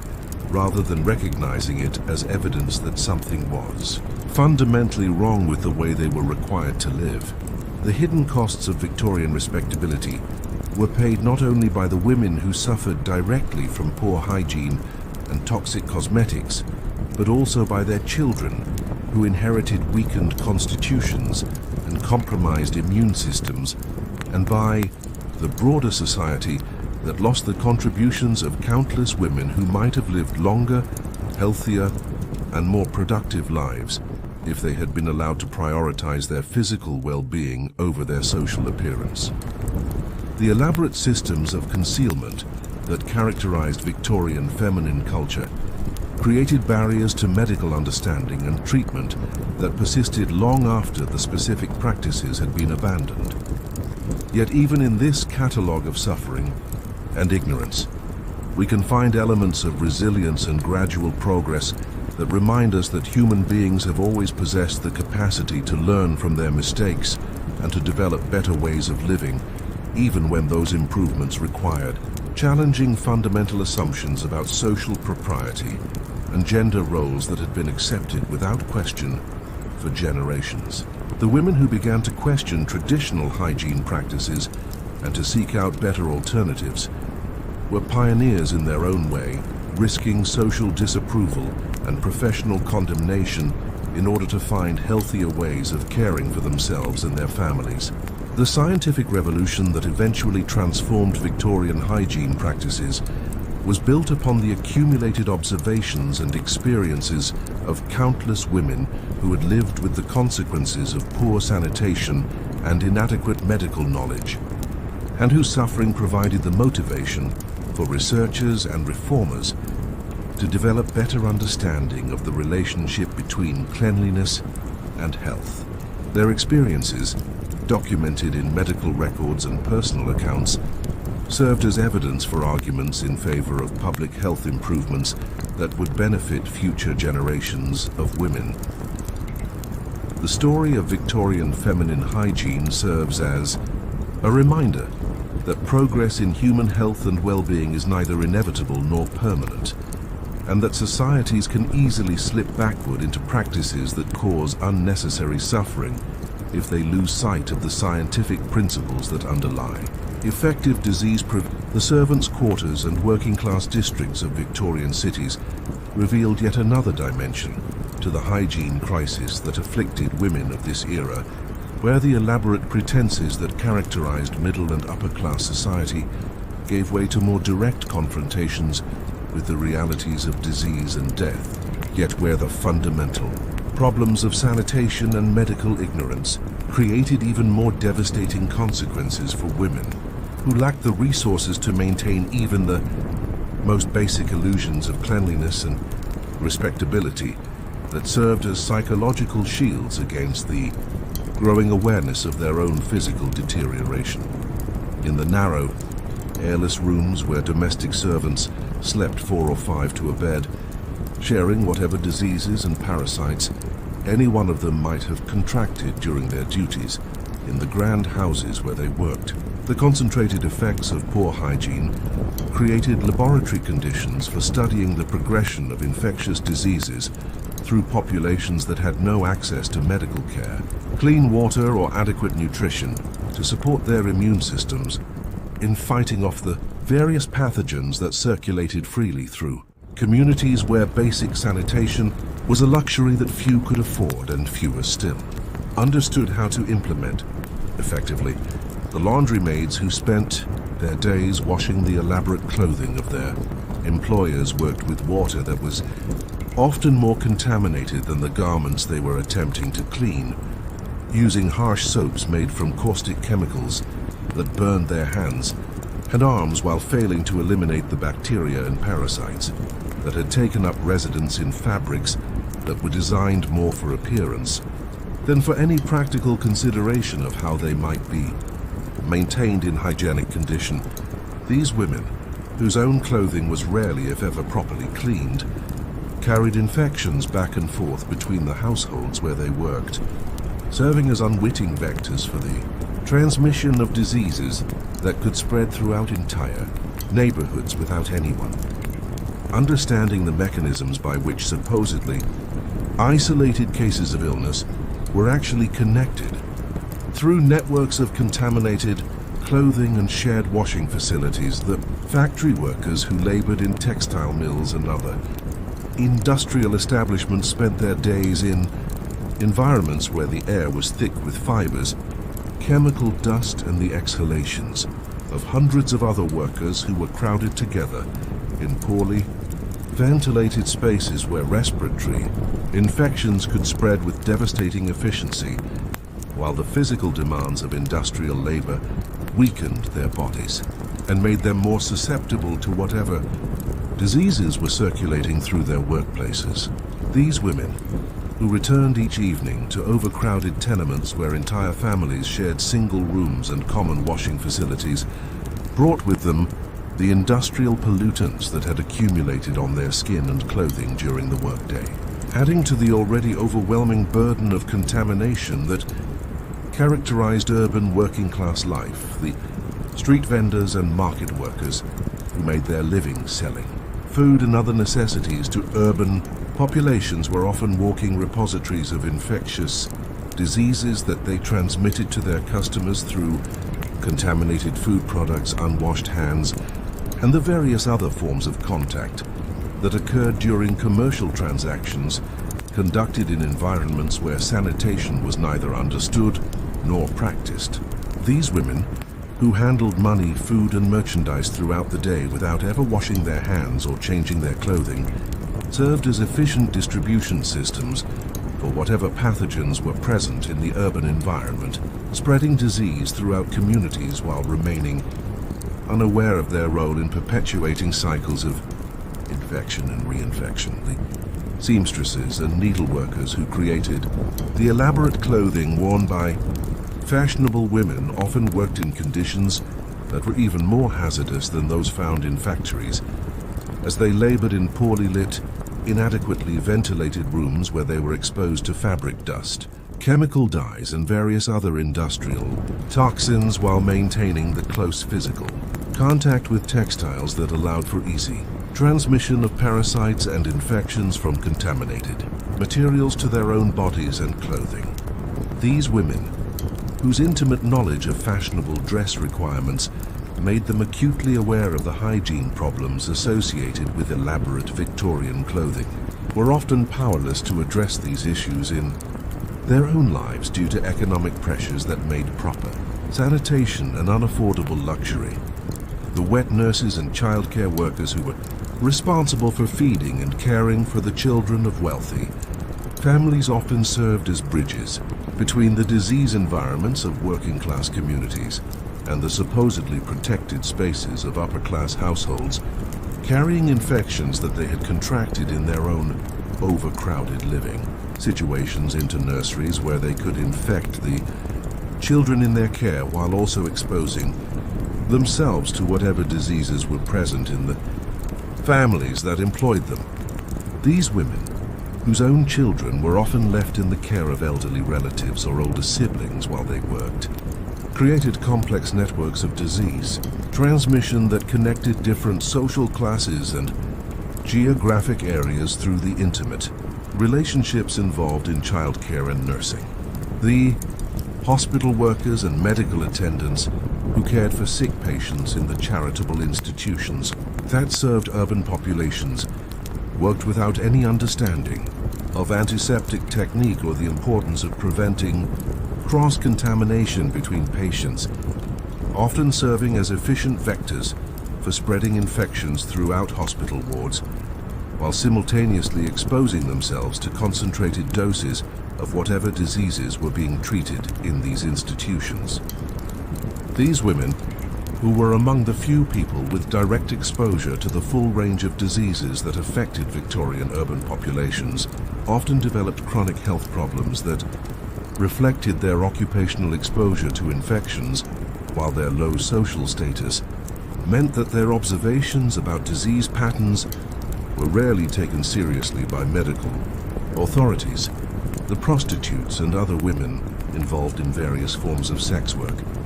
faced particular challenges related to intimate hygiene and sexually transmitted diseases, as they were required to maintain their physical attractiveness while engaging in activities that exposed them to infections from multiple partners who might themselves be carriers of syphilis, gonorrhea, and other diseases that could cause permanent disability or death if left untreated. These women, who were excluded from respectable society and had no access to proper medical care, often developed elaborate folk medicine practices that were intended to prevent or treat sexually transmitted infections, but which frequently did more harm than good due to their reliance on toxic substances and dangerous procedures that were based on superstition rather than scientific understanding. The widows and elderly women who lived alone in urban environments often faced unique challenges related to maintaining personal hygiene and health, as they lacked the family support systems that might have provided assistance with washing, cooking, and other domestic tasks that became increasingly difficult as their health declined with age. These women, who were among the most vulnerable members of Victorian society, often lived in conditions of extreme neglect, where basic sanitation was impossible to maintain, creating concentrated pockets of disease and decay that could serve as breeding grounds for infections that would eventually spread to surrounding areas through various forms of contact with neighbors, merchants and service providers.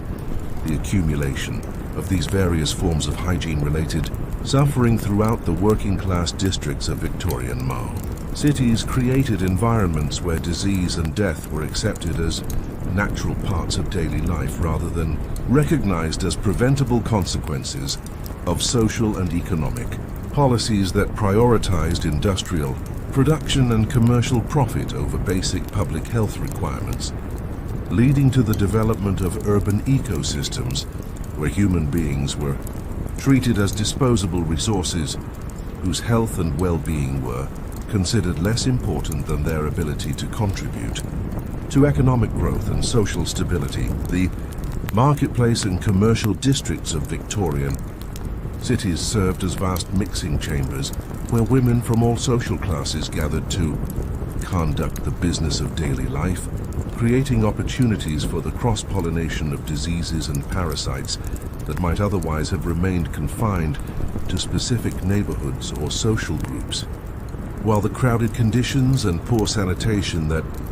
characterized these public spaces provided ideal environments for the rapid transmission of airborne infections and contact-spread diseases that could affect anyone regardless of their social state. The public markets where fresh food was sold operated according to principles that would have horrified anyone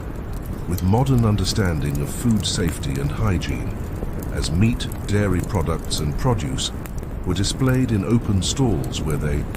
were exposed to dust, insects, animal waste, and the contaminated hands of countless customers who handled merchandise before making their purchasing decisions. The women who shopped in these markets, dressed in their finest clothing and carefully maintained appearances, came into direct contact with food products that were often crawling with bacteria and parasites, while the vendors who sold these products operated without any understanding of the connection between food contamination and the various digestive ailments and foodborne illnesses that were endemic in urban populations. The fish markets presented particular challenges to public health, as seafood products were often transported over long distances without adequate preservation and displayed for sale in conditions where bacterial growth and decomposition were inevitable, yet where the strong odors associated with fish were considered normal rather than recognized as warning signs of dangerous contamination. The women who purchased fish for their families' meals often brought home products that were already well into the process of decay,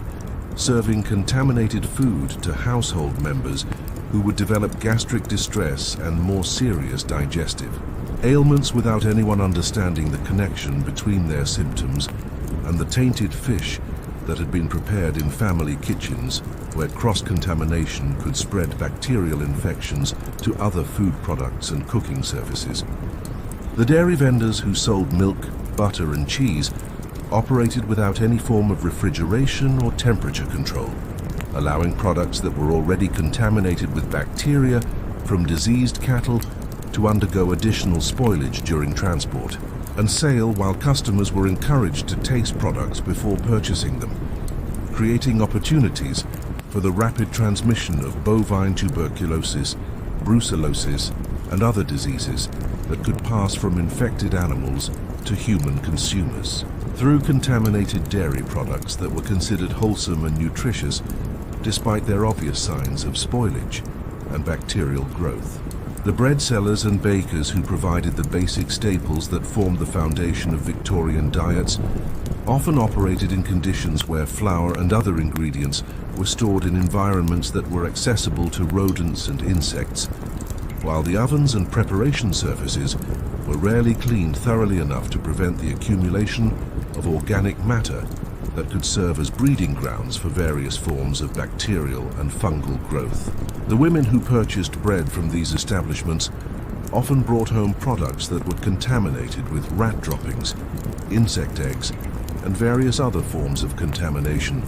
that would contribute to the digestive problems and nutritional deficiencies that characterized urban populations during this period. The clothing markets and second-hand dealers who sold used garments provided affordable alternatives to expensive new clothing, while simultaneously serving as efficient distribution centers for lice, bedbugs, and other parasites that had taken up residence in the clothing of previous owners who might have died from infectious diseases or other conditions that left their belongings heavily contaminated with dangerous organisms. The women who purchased these used garments rarely had any opportunity to clean them thoroughly before wearing them, often introducing new populations of parasites and bacteria into their own households while exposing their families to whatever diseases had affected the previous owners of the clothing. The public houses and drinking establishments where women might gather for social purposes or to purchase alcoholic beverages operated without any form of sanitary oversight, serving drinks in vessels that were rarely properly cleaned between customers while creating social environments where respiratory infections could spread rapidly among patrons who spent extended periods in poorly ventilated spaces, sharing contaminated air with others who might be carrying tuberculosis, influenza, or other airborne diseases that thrived in crowded indoor environments. The transportation systems that connected different parts of Victorian cities provided additional opportunities for disease transmission, as women who traveled on omnibuses, trains, and other forms of public transport were brought into close contact with fellow passengers who might be carrying infectious diseases while breathing air that had been contaminated by the exhalations of dozens or hundreds of other travelers who had used the same vehicles throughout the day without any form of air filtration or ventilation that might have reduced the concentration of airborne pathogens. The public toilets and washing facilities that were available in commercial districts operated under conditions that made them more dangerous than helpful to public health, as they were typically overcrowded, inadequately maintained, and shared by large numbers of users who had no understanding of the importance of preventing cross-contamination between different individuals. These facilities, which were meant to provide sanitary conveniences for urban populations, often served instead as concentration points for the transmission of intestinal parasites, urinary tract infections, and various other diseases that could be spread through contaminated surfaces and shared washing facilities. The accumulation of all these various sources of contamination throughout the commercial districts of Victorian cities created environmental conditions that challenged even the most robust immune systems while providing ideal opportunities for the rapid evolution and spread of increasingly virulent forms of infectious diseases that could adapt quickly to the specific conditions created by urban commercial activity, leading to the development of new strains of familiar pathogens that were particularly well suited to exploiting the vulnerabilities created by Victorian urban life and commercial practices. The seasonal patterns that governed Victorian social life created predictable cycles of disease transmission that followed the rhythms of fashion and social custom, as the elaborate rituals associated with different times of year brought women together in ways that facilitated the spread of infections, while the clothing and activities appropriate to each season created their own specific opportunities for the development and transmission of diseases that found in the changing patterns of Victorian life the perfect conditions for establishing themselves and spreading throughout communities that had no understanding of the biological principles that governed epidemic disease transmission. The spring social season brought with it the elaborate preparations associated with Easter celebrations and the resumption of outdoor social activities that had been suspended during the winter months. Yet these rituals of renewal often served to spread infections that had been incubating throughout the cold weather in households where family members had spent months in close proximity while breathing stale indoor air and sharing contaminated clothing and bedding. The spring cleaning rituals that were considered essential for proper household management stirred up dust and debris that had accumulated throughout the winter, releasing into the air concentrated doses of whatever bacterial and fungal growth had developed in carpets, draperies, and upholstered furniture during the months when windows remained tightly closed and indoor air circulation was minimal. The elaborate bonnets and spring clothing that marked the transition from winter to warmer weather were often stored in conditions that allowed moths, mice, and other pests to take up residence among the fabrics, while the process of retrieving these garments from storage and preparing them for wear often exposed women to concentrated doses of allergens, irritants, and parasites that had accumulated during months of neglect. The flowers and decorative plants that were popular elements of spring fashion often harbored insects and other small creatures that could cause allergic reactions and skin irritation, while the pollen and other plant materials used in seasonal decorations contributed to respiratory problems among women who were already suffering from the effects of poor indoor air quality. The summer months brought their own particular challenges, as rising temperatures created ideal breeding conditions for bacteria and insects, while the elaborate clothing required by Victorian fashion made it impossible for women to stay cool or allow their skin to breathe properly, leading to increased perspiration and the development of heat-related skin conditions that were exacerbated by the inability to remove or properly clean the multiple layers of fabric that comprised fashionable summer dress. The popular summer activities that brought women together for outdoor social events often involved exposure to contaminated water sources, insect-borne diseases, and various other environmental hazards. The preserving and food preparation activities that were essential parts of summer domestic routines were conducted without adequate understanding of the bacterial growth and spoilage processes that could turn wholesome ingredients into dangerous sources of food poisoning and digestive illness, while the increased consumption of fresh fruits and vegetables often introduced intestinal parasites and other contaminants that thrived in the warm weather and found in human digestive systems. The ideal environments for reproduction and growth. The autumn harvest celebrations and social gatherings that marked the transition toward winter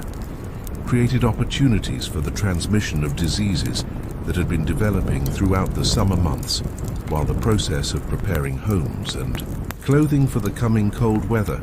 often involved activities that exposed women to dust,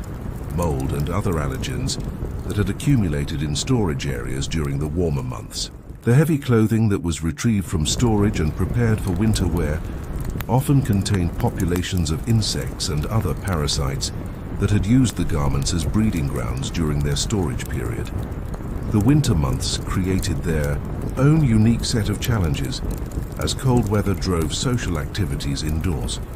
while the heating systems used in Victorian homes filled interior spaces with smoke, ash, and other pollutants that irritated respiratory systems and made them more vulnerable to infection. The holiday celebrations that brought extended families together in crowded indoor spaces provided ideal opportunities for the transmission of respiratory infections, while the elaborate meals and food preparation activities associated with winter. Holidays often involved ingredients and cooking methods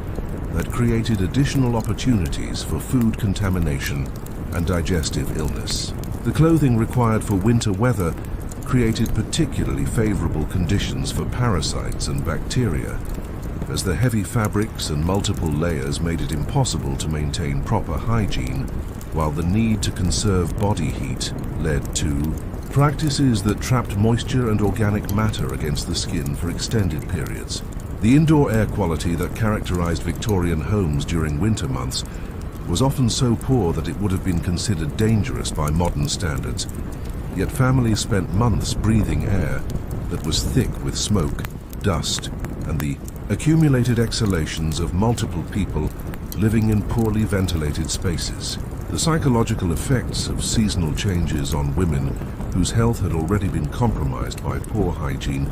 and chronic exposure to various toxins often manifested in the form of depression, anxiety, and other mental health problems that were attributed to feminine sensitivity rather than recognized as symptoms of the physical stress created by living in environments that were fundamentally incompatible with human health and well-being. The accumulated effects of these seasonal cycles of exposure and re-exposure to various forms of contamination created patterns of chronic illness that followed predictable rhythms throughout the year, with certain types of infections and health problems becoming more prevalent during specific seasons, while the overall burden of disease remained constant as different pathogens took advantage of the changing environmental conditions to establish themselves in populations that had been weakened by previous exposures and ongoing nutritional and hygiene deficiencies. The international trade networks that connected Victorian Britain to its far-flung colonial empire created unprecedented opportunities for the introduction of exotic diseases and parasites that found in British urban populations ideal hosts for establishing themselves in new geographic territories, while the women who came into contact with imported goods, colonial visitors, and returning travelers often served as the first points of entry for tropical diseases that were completely unknown to British medical professionals and for which no effective treatments had been developed. The silk merchants who imported luxury fabrics from Asia often brought with them more than just expensive textiles, as their cargo holds contained insects, bacteria, and other organisms that had adapted to completely different environmental conditions. While the processing and storage methods used in distant countries introduced forms of contamination that were unknown in British textile production, the women who purchased these imported fabrics and had them made into elaborate gowns often unknowingly exposed themselves to tropical parasites and exotic bacterial infections that their immune systems were completely unprepared to combat effectively. The spice traders who supplied the exotic seasonings that were becoming increasingly popular among fashionable Victorian households imported products that had been processed and stored in conditions that would have horrified anyone with modern understanding of food safety, while the insects and other creatures that had taken up residence in shipments of pepper, cinnamon, and other valuable spices often carried diseases that were completely unknown in British medical literature. The women who used these imported spices in their cooking often introduced their families to parasites and bacterial infections that had originated in distant tropical climates. The tea and coffee that formed the foundation of Victorian social rituals were often contaminated with various forms of organic matter that had accumulated during transport and storage, while the processing methods used in colonial plantations frequently involved practices that would have been considered unsanitary, even by Victorian standards. The elaborate tea services and coffee ceremonies that were essential parts of fashionable social life often involved the consumption of beverages that contained significant concentrations of bacteria, parasites, and various other contaminants that contributed to the digestive problems and chronic health issues that affected Victorian women with alarming frequency. The colonial administrators, military officers, and other imperial personnel who returned to Britain after spending years in tropical climates often carried with them exotic diseases that could be transmitted to the British population through various forms of social and commercial contact, while their wives and children, who had been exposed to tropical pathogens during their colonial service, often served as carriers for diseases that could spread throughout British communities without anyone understanding the connection between imperial expansion and domestic public health problems. The exotic animals and plant materials that were imported as curiosities and status symbols often harbored parasites and diseases that could affect human populations.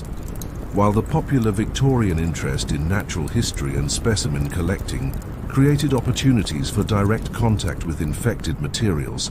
that could introduce new forms of illness into communities that had no previous exposure to these pathogens and therefore no natural immunity or medical knowledge that might have provided protection. The medical knowledge that was available for treating tropical diseases was virtually non-existent among British physicians, who had been trained to recognize and treat only the relatively limited range of diseases that were native to temperate climates, leading to situations where women who had contracted exotic infections often suffered for months or years without proper diagnosis or treatment, while serving as unknowing sources of infection for others who came into contact with them through normal social and commercial activities. The pharmaceutical products that were imported from colonial territories often contained active ingredients that were completely unknown to British medical practice, while the traditional medicines and folk remedies that were brought back by colonial travelers often contained toxic substances that could cause serious illness or death when used by people who had no understanding of proper dosages or contraindications. The women who experimented with these exotic treatments often exposed themselves to forms of poisoning that were completely unknown to British medical professionals. The cultural practices and social customs that were adopted from colonial territories often involved activities that created new opportunities for disease transmission, while the exotic foods and beverages that became fashionable among Victorian society often contained parasites and bacteria that were well adapted to tropical climates, but which could cause serious illness when consumed by people whose immune systems had been weakened by poor nutrition and chronic exposure to industrial pollutants. The immigration patterns that brought people from various parts of the British Empire to live and work in British cities created concentrated populations of individuals who might be carrying diseases that were endemic in their countries of origin, but completely unknown to British medical authorities, while the overcrowded conditions in immigrant communities often provided ideal environments for the rapid transmission of both familiar and exotic diseases throughout urban populations that had no previous exposure to the accumulated effects of imperial expansion on domestic public health created a complex web of disease transmission that connected British drawing rooms to tropical plantations, urban slums to colonial outposts, and fashionable social gatherings, to the far-flung territories of an empire that was gradually introducing its metropolitan population to a vast array of previously unknown pathogens that would challenge British medical knowledge and public health infrastructure in ways that no one had anticipated or prepared for effectively. The religious and moral frameworks that governed Victorian society created additional obstacles to the development and implementation of effective hygiene practices, as the prevailing Christian beliefs about the relationship between physical and spiritual purity often led to practices that were actually harmful to health, while the social taboos that surrounded discussions of bodily functions and intimate hygiene made it impossible to address many of the most serious public health problems that affected women throughout all levels of society. The doctrine that physical suffering was a natural consequence of original sin and a necessary part of spiritual development led many Victorian women to accept chronic illness and discomfort as evidence of their moral virtue, rather than seeking medical treatment or making lifestyle changes that might have improved their health and well-being. This theological framework made it difficult for medical professionals to convince women that their suffering was preventable rather than divinely ordained, while the association between physical pleasure and moral corruption made it seem inappropriate to pursue comfort or relief from symptoms that were considered natural parts of the feminine condition. The belief that the human body was inherently corrupt and shameful led to practices that were designed to minimize awareness of physical needs and sensations, often resulting in the neglect of basic hygiene requirements and the suppression of symptoms that might have provided early warning of developing health problems. The ideal Victorian woman was supposed to transcend her physical nature through spiritual discipline and moral purity, leading to situations where attention to bodily health and cleanliness was considered evidence of vanity or sensuality, rather. then recognized as necessary for maintaining the physical strength required for moral and intellectual development. The prohibition against discussing intimate bodily functions made it impossible for women to share information about hygiene practices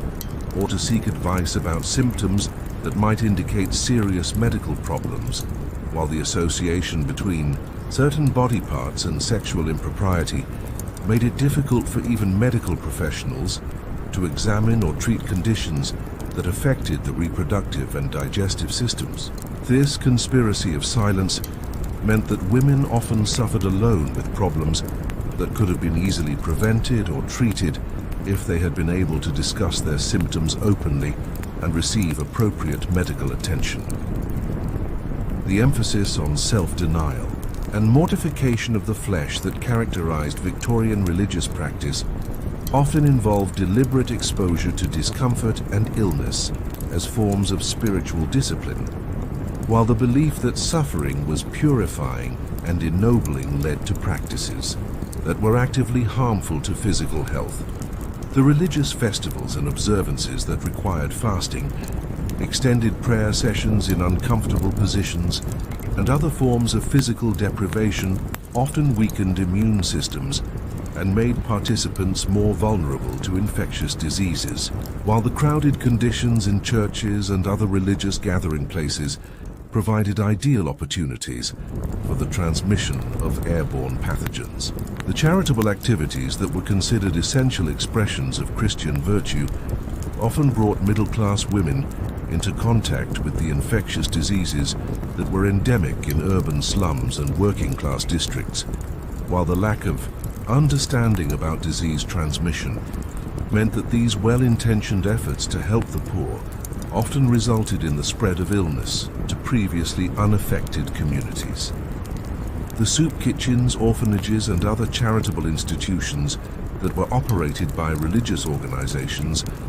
often became breeding grounds for infectious diseases due to overcrowding and poor sanitation, while the volunteers who worked in these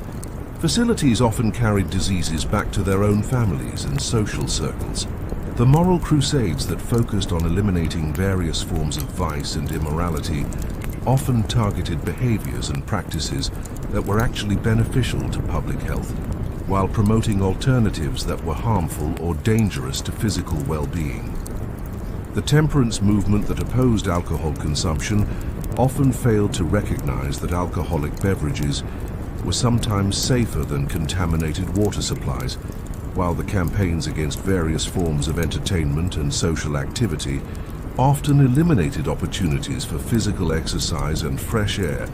that might have improved general health and resistance to disease.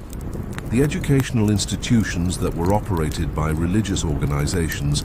often promoted hygiene practices that were based on moral and theological principles rather than scientific understanding, leading to the dissemination of information that was not only ineffective, but sometimes actively harmful to students who followed the advice they received from authority figures they trusted. The emphasis on modesty and propriety in these institutions often made it impossible to provide accurate information about anatomy, physiology, and health maintenance, leaving young women without the knowledge they needed to care for their own bodies effectively. The marriage customs and family structures that were sanctioned by religious authority often created living arrangements that facilitated the transmission of infectious diseases while making it difficult for women to maintain adequate hygiene or seek medical treatment for conditions that were considered private or embarrassing. The expectation that wives would submit to their husband's authority in all matters often prevented women from making decisions about their own health care, while the prohibition against discussing intimate matters made it impossible for couples to address hygiene issues that affected their shared living spaces and physical relationship. The funeral and burial practices that were prescribed by religious tradition often exposed mourners to infectious diseases, while the elaborate mourning rituals that were required of Victorian women created additional opportunities for the transmission of illness through shared clothing. Prolonged contact with infected individuals and the stress-related immune suppression that resulted from extended periods of grief and emotional trauma. The accumulated effects of these various religious and moral constraints on hygiene and healthcare created environments where preventable diseases could flourish while effective treatments were avoided or prohibited, leading to levels of suffering and mortality that might have been significantly reduced if medical decisions had been based on scientific evidence rather than theological doctrine and moral convention. As the shadows lengthen and our journey through the labyrinthine corridors of Victorian feminine experience draws toward its contemplative conclusion, we find ourselves standing once again in those gaslit parlors where we began, but now carrying with us the accumulated weight of understanding that transforms what once seemed merely quaint or picturesque into something far more profound and troubling, a recognition that the elegant surfaces we admired from a distance were maintained at costs that were measured not in money or social effort, but in human suffering, chronic illness, and lives cut short by practices that were presented as the very pinnacle of civilization and refinement. The women whose stories we have followed through these pages were neither saints nor sinners, neither heroes nor victims in any simple sense, but rather human beings who found themselves trapped within systems of belief and practice that demanded the sacrifice of their physical well-being in exchange for social acceptance and moral approval, creating situations where the very attempts to achieve virtue and respectability became pathways to disease and early death. They were participants in a vast and largely unconscious experiment in human adaptation, testing the limits of how much suffering the human body could endure while maintaining the appearances that society demanded from those who aspired to be considered truly refined and respectable. Their daily routines, which we have examined in such careful detail, were not merely individual choices, but rather expressions of broader social and economic systems that prioritized appearance over substance, profit over public health, and tradition over scientific understanding, creating environments where ignorance could flourish under the protection of social respectability, while knowledge was suppressed or ignored if it challenged established customs and commercial interests. The elaborate rituals of Victorian feminine life served multiple functions simultaneously, providing psychological comfort and social identity, while also generating profits for industries that depended upon the systematic cultivation of insecurity and dissatisfaction among women who could never quite achieve the impossible standards that were constantly being promoted. The diseases that stalked Victorian women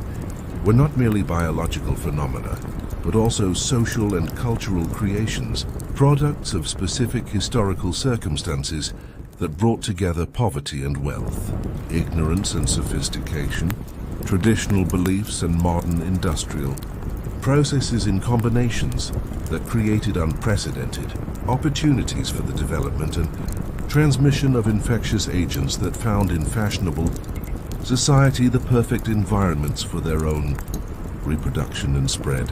The epidemics that swept through Victorian cities were not natural disasters, but rather predictable consequences of human decisions about urban planning, industrial development, and social organization that consistently prioritized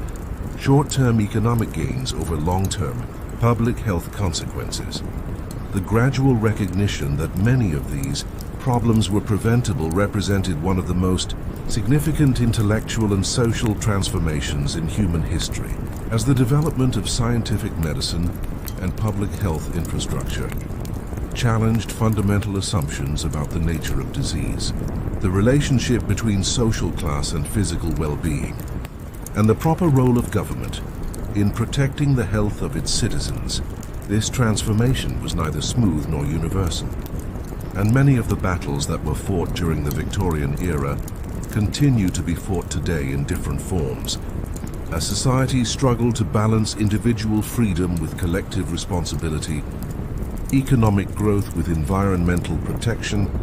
and traditional beliefs with scientific evidence. The legacy of Victorian feminine hygiene practices extends far beyond their immediate historical context, providing lessons about the dangers of allowing social convention to override scientific understanding, the importance of ensuring that all members of society have access to accurate health information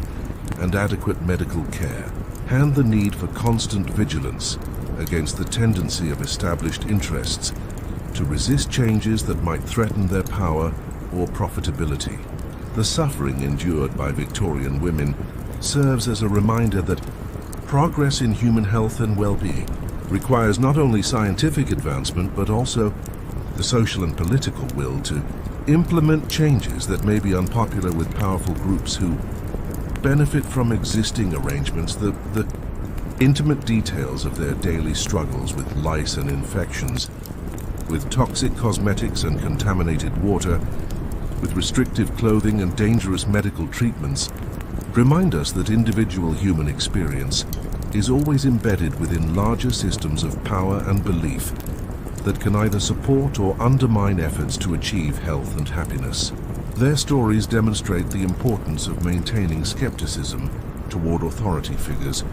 who claim that suffering is inevitable or beneficial, while also showing how individual acts of resistance and adaptation can gradually accumulate into broader social transformations that benefit entire populations. The Victorian era's complex relationship between beauty and disease, refinement and decay, social aspiration and physical deterioration continues to resonate in contemporary discussions about cosmetics and body image, environmental health and consumer protection, social media and mental health, creating parallels that remind us that many of the fundamental challenges faced by Victorian women have not disappeared, but have simply taken new forms that require continued attention and vigilance from those who care about human well-being and social justice. The scientific revolution that eventually transformed Victorian hygiene practices was built upon the accumulated observations and experiences of countless women who lived with the consequences of inadequate medical knowledge and poor public health infrastructure, and whose suffering provided both the motivation and the evidence necessary for developing better understanding of disease prevention and health maintenance. Their experiences, documented in medical records and personal accounts that survived the destruction of time and social change,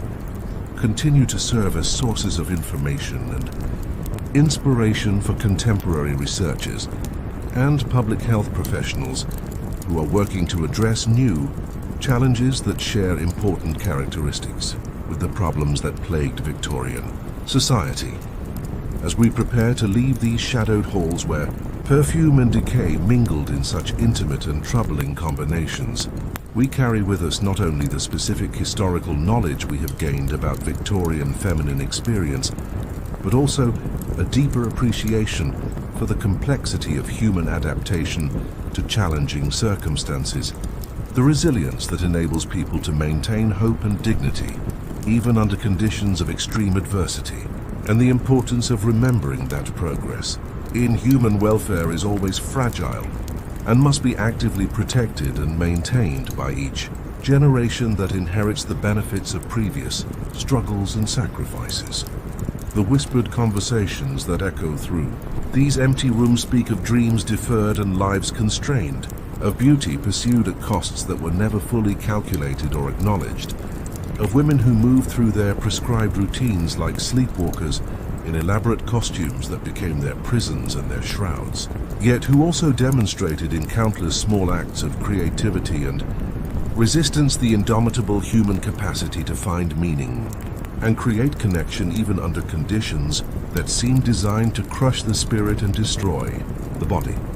And so we close our eyes one final time and allow these images to fade into the gentle darkness of memory and dream, carrying with us the understanding that history is not merely a collection of facts and dates, but rather a vast repository of human experience that continues to inform and challenge our contemporary efforts to create societies that support rather than undermine the flourishing of all their members. Regardless of gender, social class, or economic status, remembering always that the price of civilization should never be paid in human suffering that could have been prevented through the application of knowledge, compassion, and political will to the ancient and ongoing project of learning to live together in ways that honor both our individual dignity and our collective interdependence.